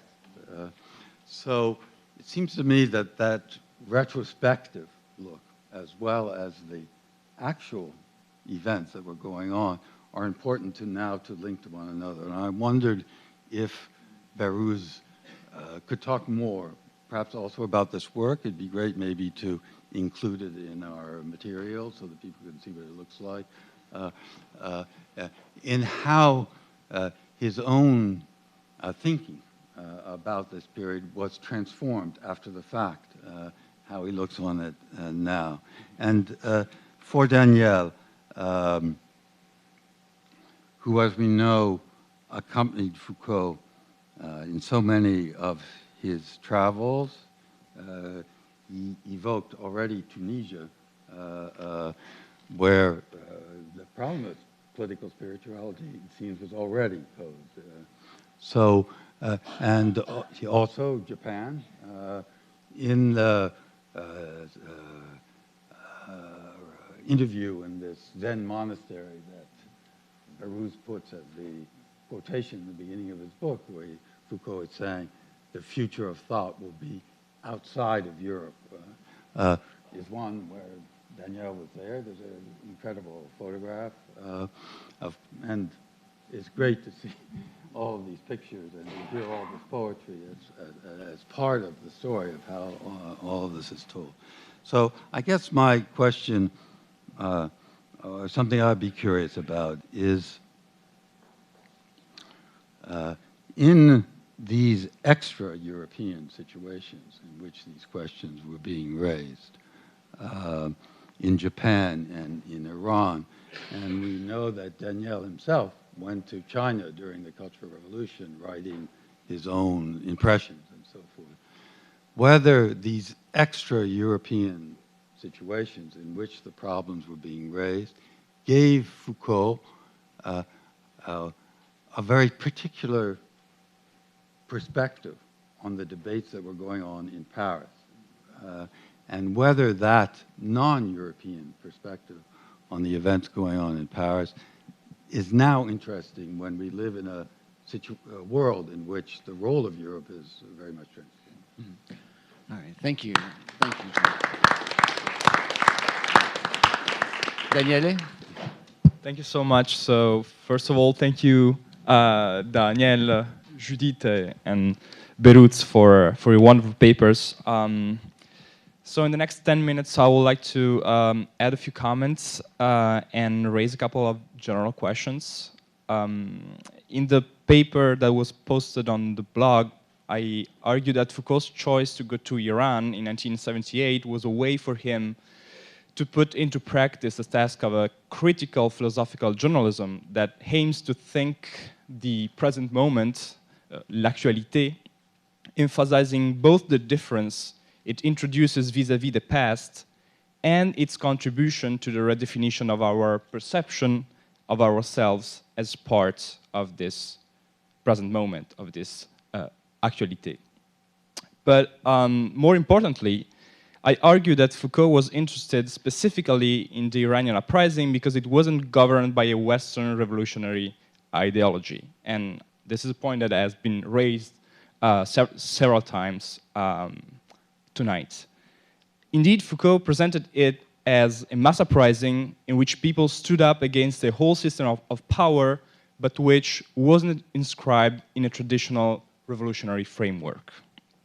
As you know, and as Daniele has already pointed out, Foucault often questioned the revolutionary conception of resistance and its objective, that is a permanent liberation of human beings and society, the construction of a world of pure freedom in which there will be no longer power relations. So according to Foucault, although liberation is often necessary since it constitutes the condition of possibility of future practices of freedom, liberation isn't in itself sufficient to define the practices of freedom that will still be needed if these people are to be able to define, and this is a quote, admissible and acceptable forms of existence or political society. In other words, the practices of collective resistance can never be reduced to the act of liberation, to the revolt or the uprising itself. So we insisted a lot on the importance of the uprising itself, but I think it is important also to remind us, that there's a whole, well, not a whole reflection that Foucault did, but actually this reminder, of the importance of practices of freedom that can be and should be enacted, after the moment of the uprising itself, and maybe during, this moment of the revolution or this moment where actually a new system of power is brought into being.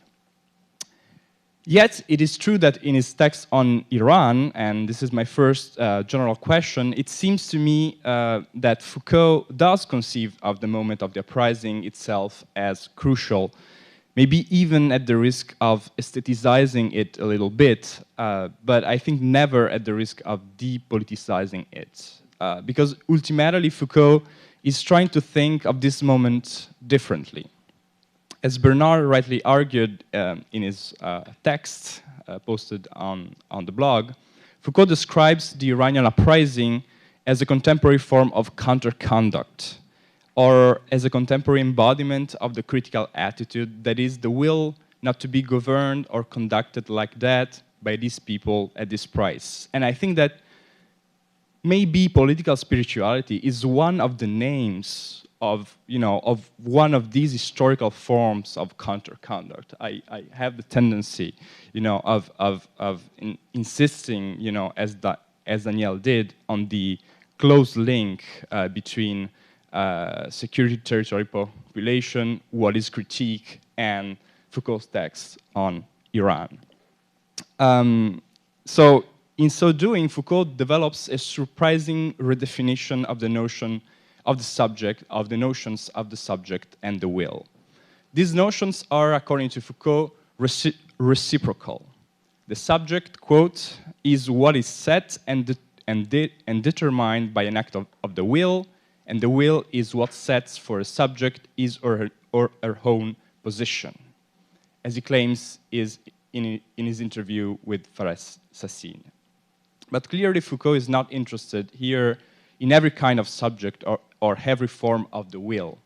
Instead, he's emphasizing a specific form of the will that beyond every calculation of interest and beyond the immediacy of desire, this is a quote, so beyond every calculation of interest and beyond the immediacy of desire. I think that this sentence would be worth analyzing in detail and that it has something to do with the expression of the will that Judith was talking about. The idea that there is a specific form of the will that makes one say, I prefer to die rather than to live in such a way. This specific form of the will, which adds to the will not to be governed like that, the test, l'épreuve of death, constitutes a form not only of critical, but also of resisting subjectivity that can be linked, as John suggested as well in his text, to Foucault's late analysis of the parrhesiast as a courageous individual who accepts the risk of death in order to tell the truth to people who are more powerful than herself. If Foucault is right, and the subject isn't given, but created in specific historical circumstances by an act of the will, and notably by the act of rising up against an intolerable set of power relations, an act through which the subject risks her own life, then Foucault is also claiming that we should consider the Iranian uprising not only as a collective struggle against subjection, but also, and at the same time, as a process of collective constitution of subjectivities, a process of collective subjectivation stemming directly from a political act of revolt, as Judith rightly pointed out. But there is something more that I think is important.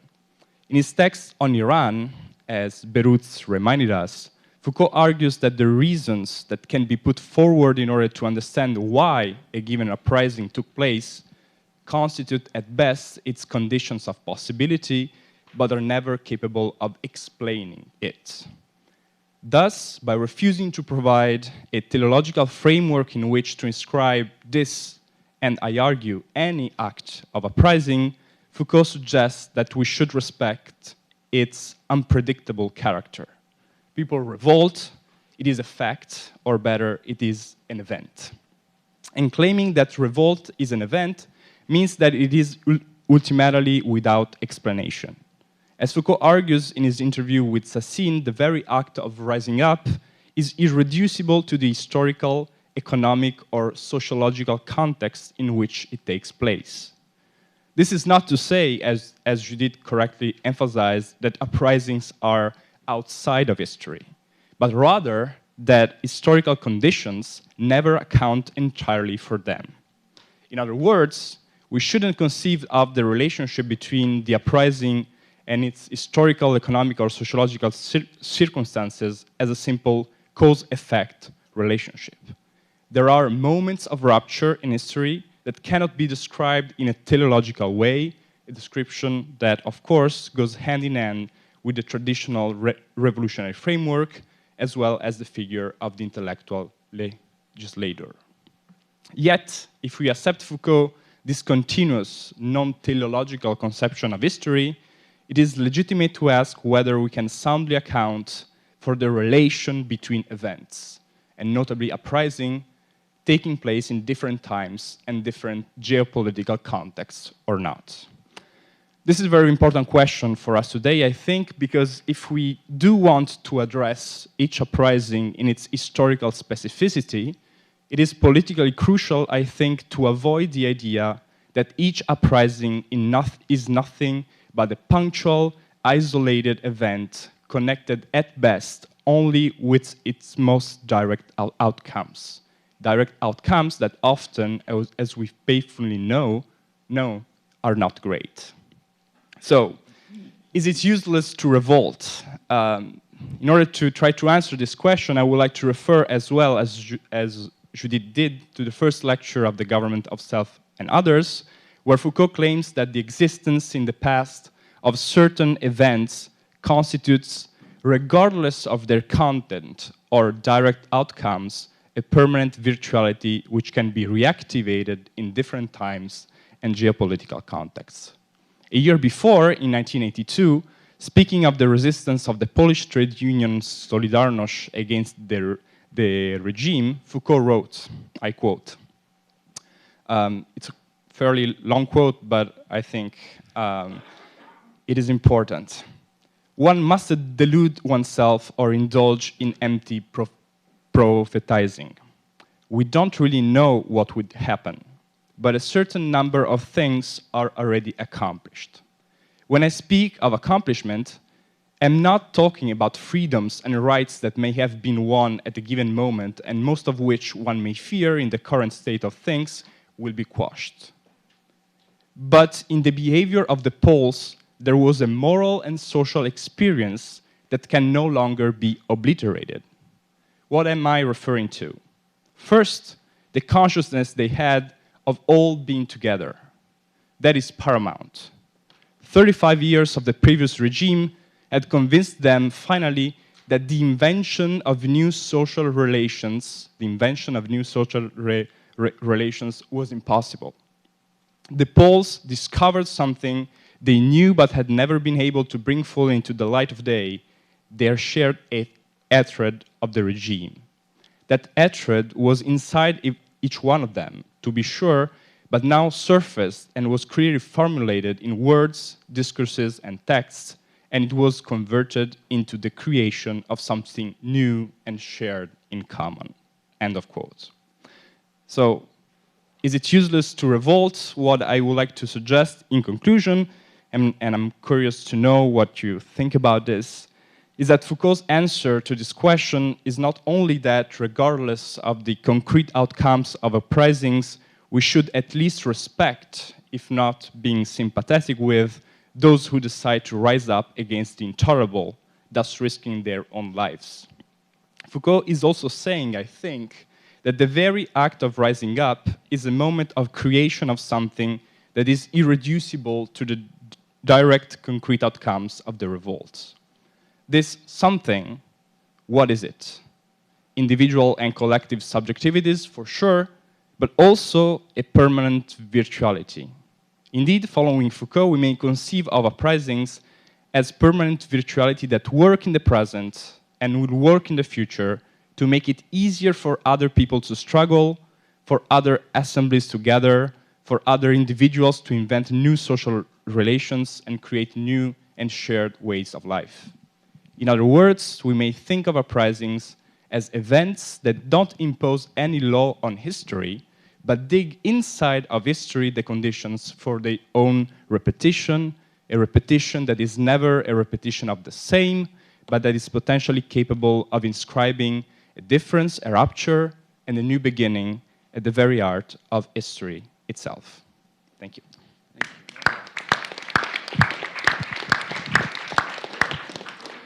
Okay, all right. So, Jesus, go ahead. Go. No, go ahead, please. I don't know how to formulate. Oh, sorry. Okay, I'm sorry. Okay. Oh, sorry. I'd seen your hand up though. Etienne, let me start with you then, and let me get you the mic here.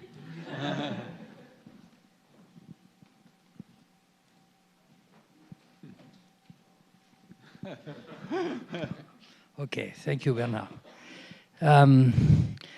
I have to be very brief. I have to be very brutal. I have to be very unjust. But otherwise it would take hours. I mean, I think you all touched absolutely crucial, all of you, absolutely crucial questions, which demonstrate in an absolutely convincing manner that discussing both as event, I would say intellectual and political event, and as permanent trace, this question of Foucault's encounter with the Iranian uprising or revolution is a privileged way to deconstruct most of our stable, more or less, and ossified paradigms about revolutions, history, and so on and so on. So there should be no doubt that I'm completely convinced of that. This being said, after what I heard, there are two questions at least which keep bothering me, and I'm not asking for answers. First, spirituality and religion. I think that this really is one of the core issues that are at stake here. And it seems to me that both in Foucault's text and in the way in which you have been discussing them, and I'm not returning to that, there are in fact, tell me if I'm wrong, there is in fact a kind of oscillation. I mean, what is the dominant or principled or fundamental category? Is it the case that Foucault saw religion, in a sense, to be determined as, in a sense, the paradigm for what after that could be identified as a spiritual, as a moment of spirituality in different historical circumstances? Or is it the case that he arrived to the idea, or perhaps he pushes us to the idea that religion, supposing this is a stable and simple category, is in fact only one dimension or only one example, only one of historical kind of idea or movement of something much more general and in a sense much more fundamental politically and ontologically, which could be called spirituality. And so the problem crystallized in my mind, in a sense, with John's commentary, because it crystallized the following idea. I think that the whole discussion seems to be permanently governed by a certain number of dichotomies, which we have a tendency, and not only we, of course, to take as more or less identical, or if not identical, parallel and superposable. European and non-European, Christian and non-Christian, Western and non-Western. And it is here that I want to be a little brutal. To me, in some very important sense, Islam is completely Western. And well, of course, Japan is not, etc. Of course, after that, you have to explain that there's no such simple thing as a boundary which would divide the world into two, etc. So there's a lot of East in the West, and there's a lot of West in the East. But the crucial element is monotheism, And from that point of view, of course, Islam is with us, Christians, and so on. So why is that important, perhaps? Second point, if you allow me. Second problem, I have no answer, but difficulty. What this whole discussion brings to the fore is a fascinating question, which Behrooz in particular linked, and Daniele did it as well, and in fact, all of you, and Judith, etc., to basic ontological questions concerning the representation of time and the combination of the representation of time with the role that Foucault explicitly criticizes of the category revolution in our representation of history, etc., etc. Okay, so we seem again to have a kind of dichotomy. You know, on one side there would be the revolt, the uprising, the moment of openness, the moment of the event, the moment when the historicist or Benjamin or historicist or deterministic representation of history becomes interrupted, and something like an open moment, a virtuality becoming actual, so to speak, emerges. This is purely Kantian. This is the moment of spontaneity that interrupts determinism. And on the other side, we'd have the revolution in its traditional sense, transition from one society or one regime to another, establishment or even or construction of a new form of power. And the category government in Foucault would be somehow forming a kind of uncertain pivotal notion between the two. Hence, the extraordinary interest, of course, of the passage in Foucault that Assad quotes and that you quoted again, where Foucault says, where Assad says, quoting Foucault, the problem is not with Islam, the problem is with government already. But, and I finish, excuse me for being too long, this leads me to the following question. Everything I perceive of the debate, and this is an old story, it could be the same with the Soviet Revolution and so on, has to do with the kind of question, okay, let's try and understand at what point the moment of openness, emancipatory uprising, collective will of the people, courage, facing death, becomes, so to speak, reversed and becomes something else, which is the establishment of a new power that in turn, of course, will suppress, etc., etc. So is that a correct way of discussing things? And I'm tempted to propose an alternative view. I don't say it's better, but basing particularly my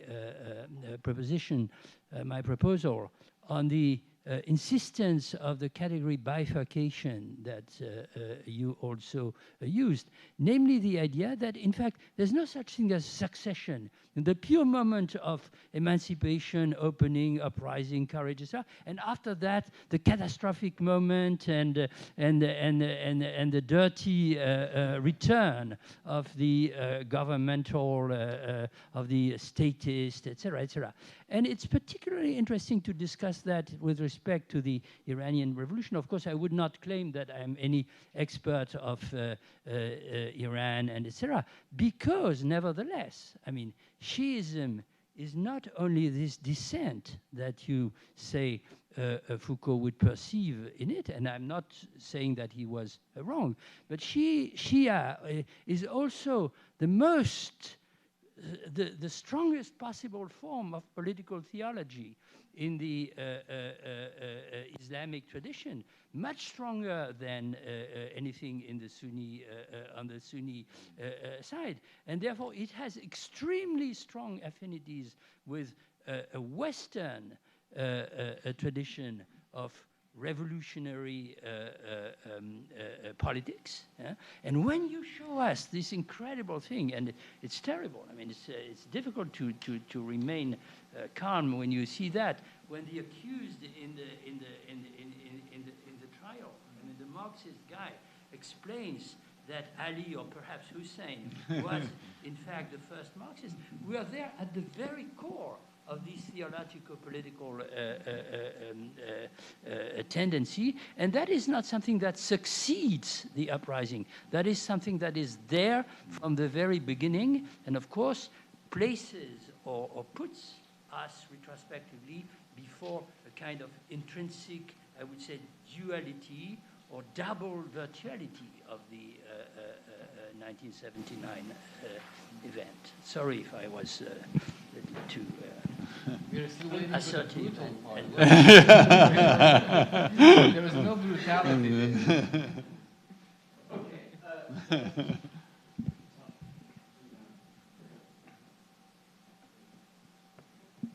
That's a, yeah, okay, that's a tough act to follow. I have, I guess, fairly specific question as a fellow Iranian in the room that is much younger, so I have a lot of questions.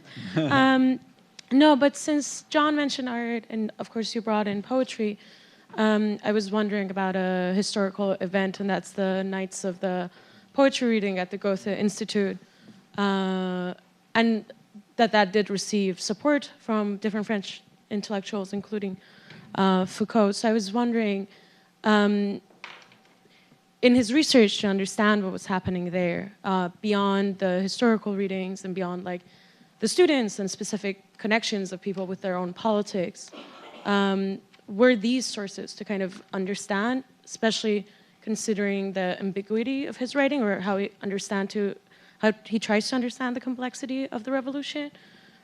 So yeah, what would be the role of art and the media image of the revolution? And then I guess my second question would be, what seems interesting to me in Foucault's writing is Iran is fairly that other, it's fairly foreign. He's trying to understand it. What I find fascinating is that, as far as I understand, Foucault would be fairly foreign in Iran at that time too. And it's until like much later, after the revolution, where the translations become actually important for a new generation of Iranians.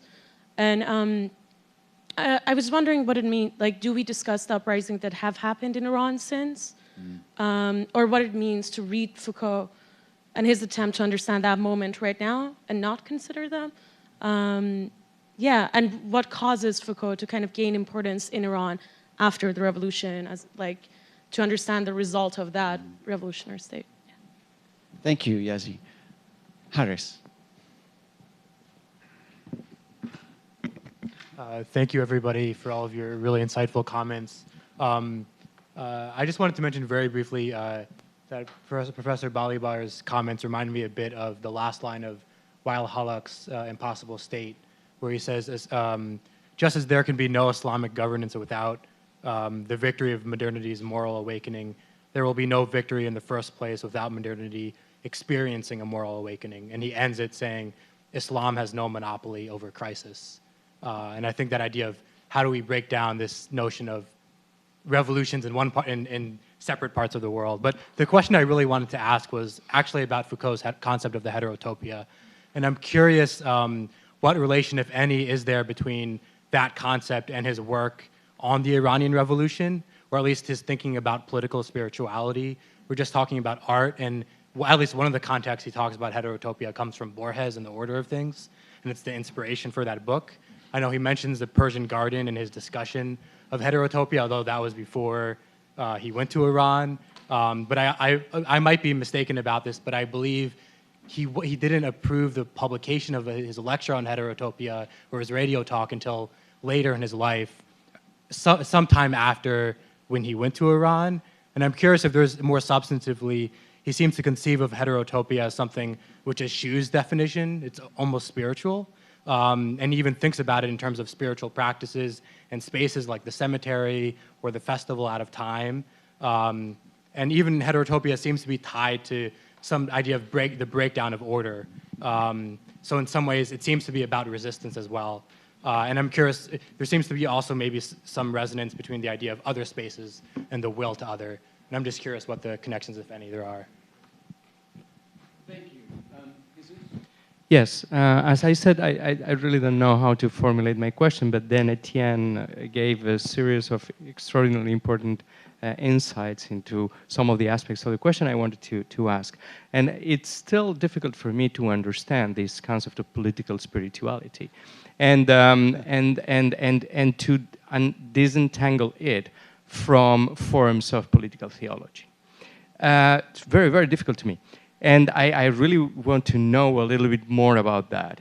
And I really would like to know a little bit more about whether sometimes what Foucault is looking for is that particular spiritual moment in which, or that spiritual movement in which there is no yet a religion, in which you can pinpoint uprisings that are not yet part of the state apparatus or state apparatuses. So, not unlike this picture that in the book you have in your hands now, and that was projected before, you know, in which this suspended body just casting a shadow, but he doesn't seem to belong to anything yet, and it is in the middle of that kind of uprising. And that we see sometimes in the genealogies of the hermeneutics of the subject, in the genealogy of the state, in the genealogy of self-care, something like that, in those moments in which Foucault resorts to specific philosophical moments in Christianity, in which it would be difficult to say there is already a state religion there. So I'm confused about political spirituality, and yet I kind of see a certain moment of productivity that, and I wonder whether we can somehow also project it towards our own time and our own experiences that we are living now, in which we are dealing all the time with forms of theological or political or spiritual uprising, and that we cannot seem to disentangle our own experiences of uprising from spiritual settings, or I don't know. Thank you. So let me just. You wanna intervene? So we're gonna leave the last. Kian, why don't you intervene? And then I have a few comments, quick comments, and then what we'll do is we'll ask our three presenters to respond and to give their thoughts. Kian, go ahead. And make sure it's on. You just have to flip it on the side. I had two brief questions. The question about spirituality. I wonder whether Foucault engaged at all with Carl Schmitt's idea of political theology. I mean, the Iranian case fits so closely with many of the themes that were spoken about. I mean, the idea of a people, an existential decision, and so forth. So that's one question. I wondered whether there was any a way that he dealt with that or not, engaged with that literature. And the second question is, Behrooz, you made the claim that Foucault was unconcerned with the consequences of, or he was less concerned with the consequences of an uprising, so that it was the novelty, the opening to the future. That seems so difficult to comprehend today. I mean, going back, thinking back, is that because that was a historical moment? I mean, to be critical, one could say that sounds irresponsible. And is it irresponsible? I mean, to think that, you're so beguiled by the effervescence of something that you don't. So I wonder whether that's true, or whether Professor Defert would say, is that really the case? So, okay, so before I turn back then to Daniele and Behrooz and Judith, and it's related to what you were speaking about, Kian. I mean, and it was the second point I was going to make, but maybe I'll just go there. The defensiveness that Foucault was forced to assume in this context, though, I think had an incredibly productive effect, I think, in some sense, in forcing him to kind of state his position ultimately. And I think he does that at the end of Inutile de se soulever, where he really says, you know, this is my morale théorique, right? I mean, he says it, and what he says is specifically, right, être respectueux quand une singularité se soulève, right? So just to be respectful of that singular individual who is rising against a system of oppression. And somehow, I mean, and he was in a way forced to actually articulate that in such a clear and crisp way, which is tied, of course, right, to the next part of that sentence, which is always to be, you know, intransigeant, intransigent, as soon as power then oppresses, right? Enfreint l'universel, right? So this tying together of respect for rising up versus the intransigence that was called for was not intransigence towards the rising up, but intransigence towards the forms of oppression that and I don't know, I think that was really productive. It's an odd productivity of being so cornered, so critiqued, so attacked that you would come forth with this, but I think it's an incredibly powerful and moving ethic, a powerful ethic, and which also then ties in, I think, to this, to the overarching. I mean, Daniele reminds us of the overarching project that this was, which was a kind of an effort to theorize events in a journalistic, reportage, theoretical way, right? Which was all about trying to see where ideas are born, right? It's the birth of ideas and how they are born, right? And it's so that's that combination, I think, of being fascinated by trying to locate where it is that something sparks and how it is that something sparks and how ideas are born. That tied, I think, then to this idea that you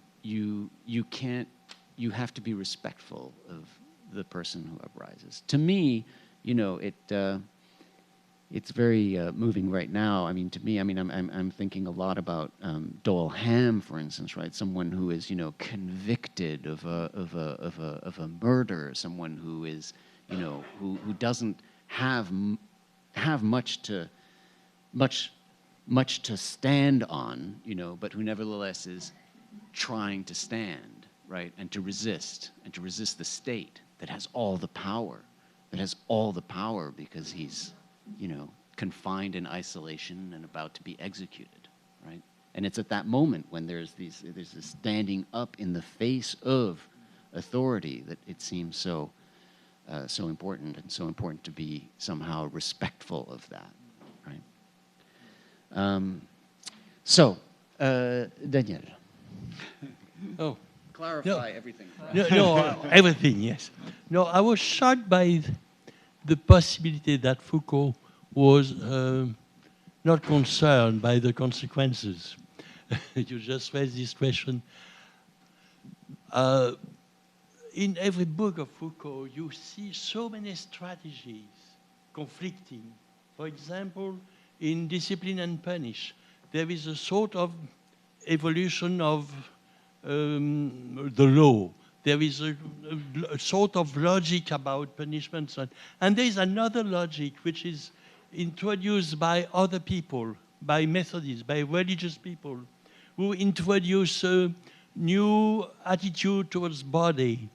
And those attitude, those proposals from Methodist people or from religious people become conflicting and more and dominant, and not at all irrelevant with the progression of law. And we are discussing of Foucault in Iran. He had no intention to do journalism at all. He just received a proposal by Corriere della Sera, who has been bought by his publisher, the first Italian publisher who published the almost entire volume, Madness and Civilization. Everywhere it has been cut into pieces until recently it was translated in English, but after his death. So he was grateful for Rizzoli, and Rizzoli bought Corriere della Sera and proposed him to make a regular comment. He could not refuse politely. So he imagined a very complicated story. He had so many friends who were looking for jobs. He said, oh yes, I can build up a team. And we sent Susan Sontag in Vietnam, we sent one in Guyana, the psychiatrist in Guyana. It was absolutely expensive team of 25 people. He was sure it would be refused. It was accepted. And just a bad start. And he had to open the service. He has no intention. And so 40 years later, we are discussing about this, which just happened by hazard.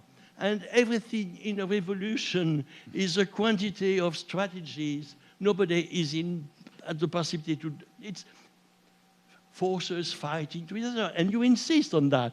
Secular forces, political forces, religious forces, and all those forces are fighting, and it was not concerned. But there is no possibility to imagine who will win for a while, for a short while. We never will for long. About political spirituality, I think really it's really physical when you put your life at stake. It's not religious. It's anything you are risking your life for. I think it's maybe a renewal of the Hegelian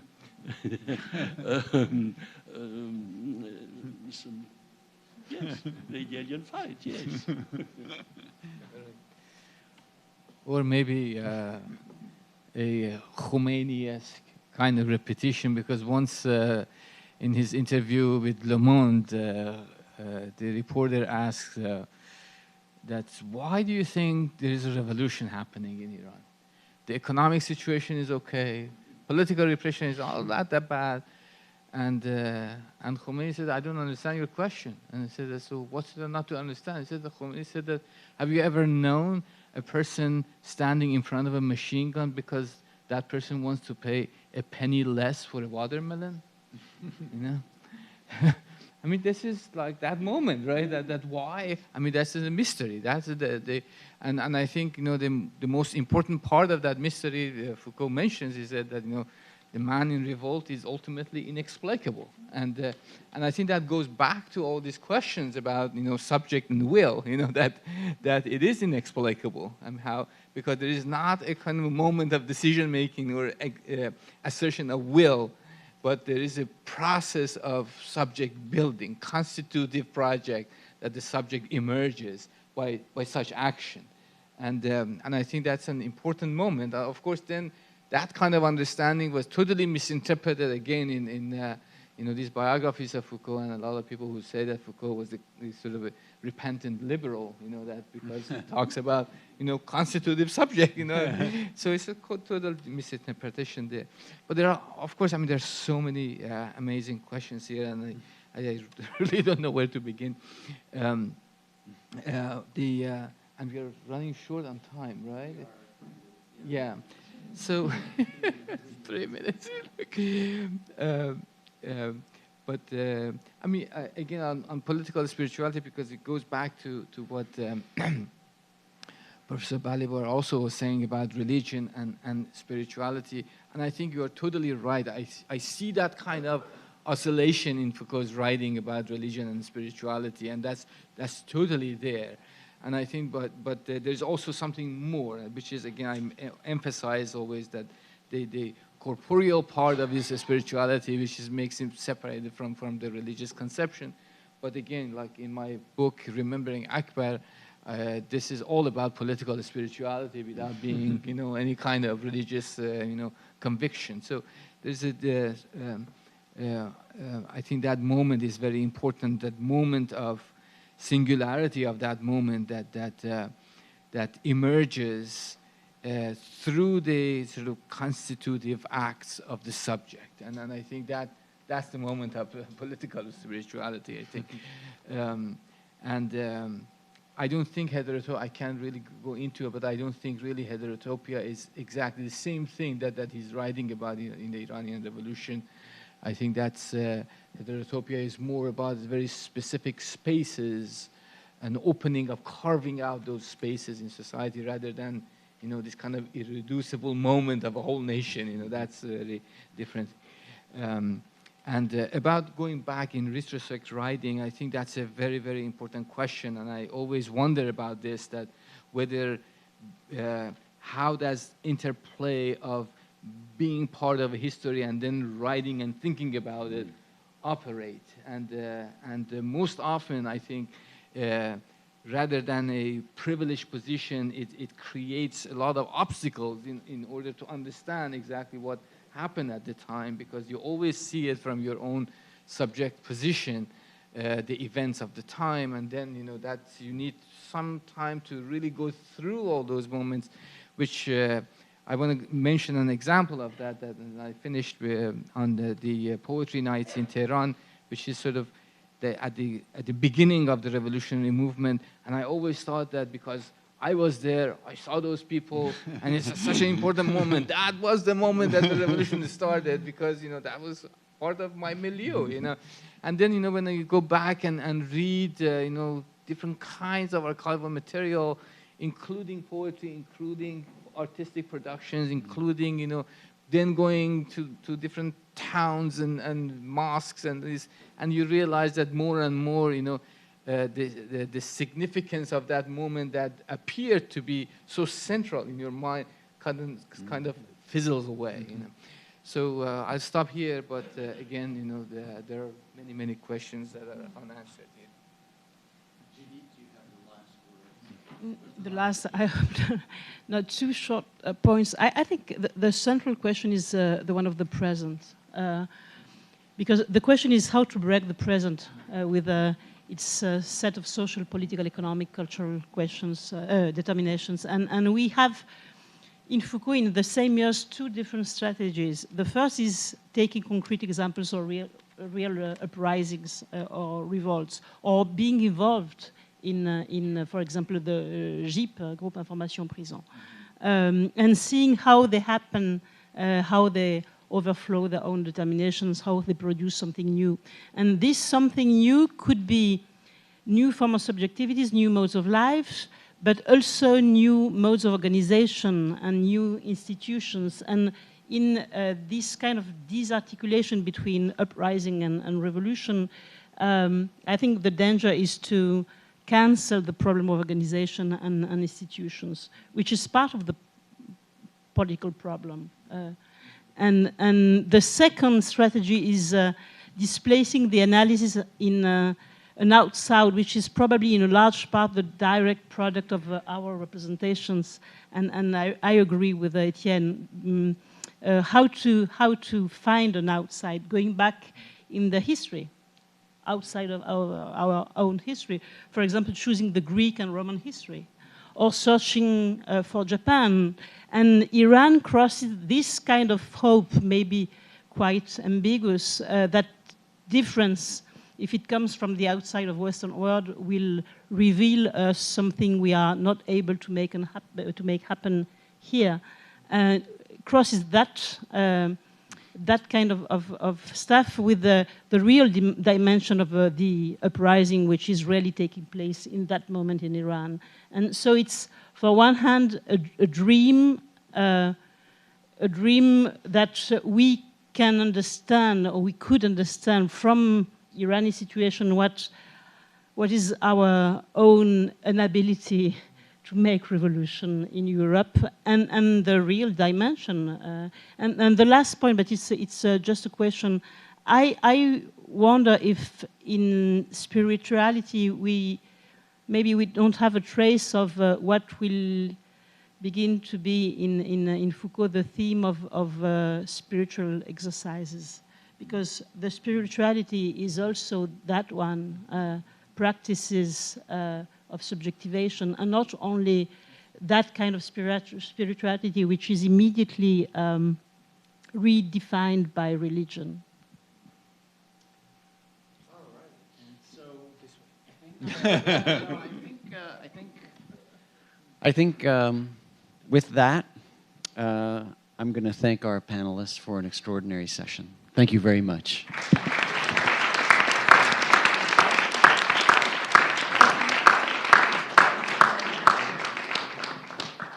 And we'll see you all next year.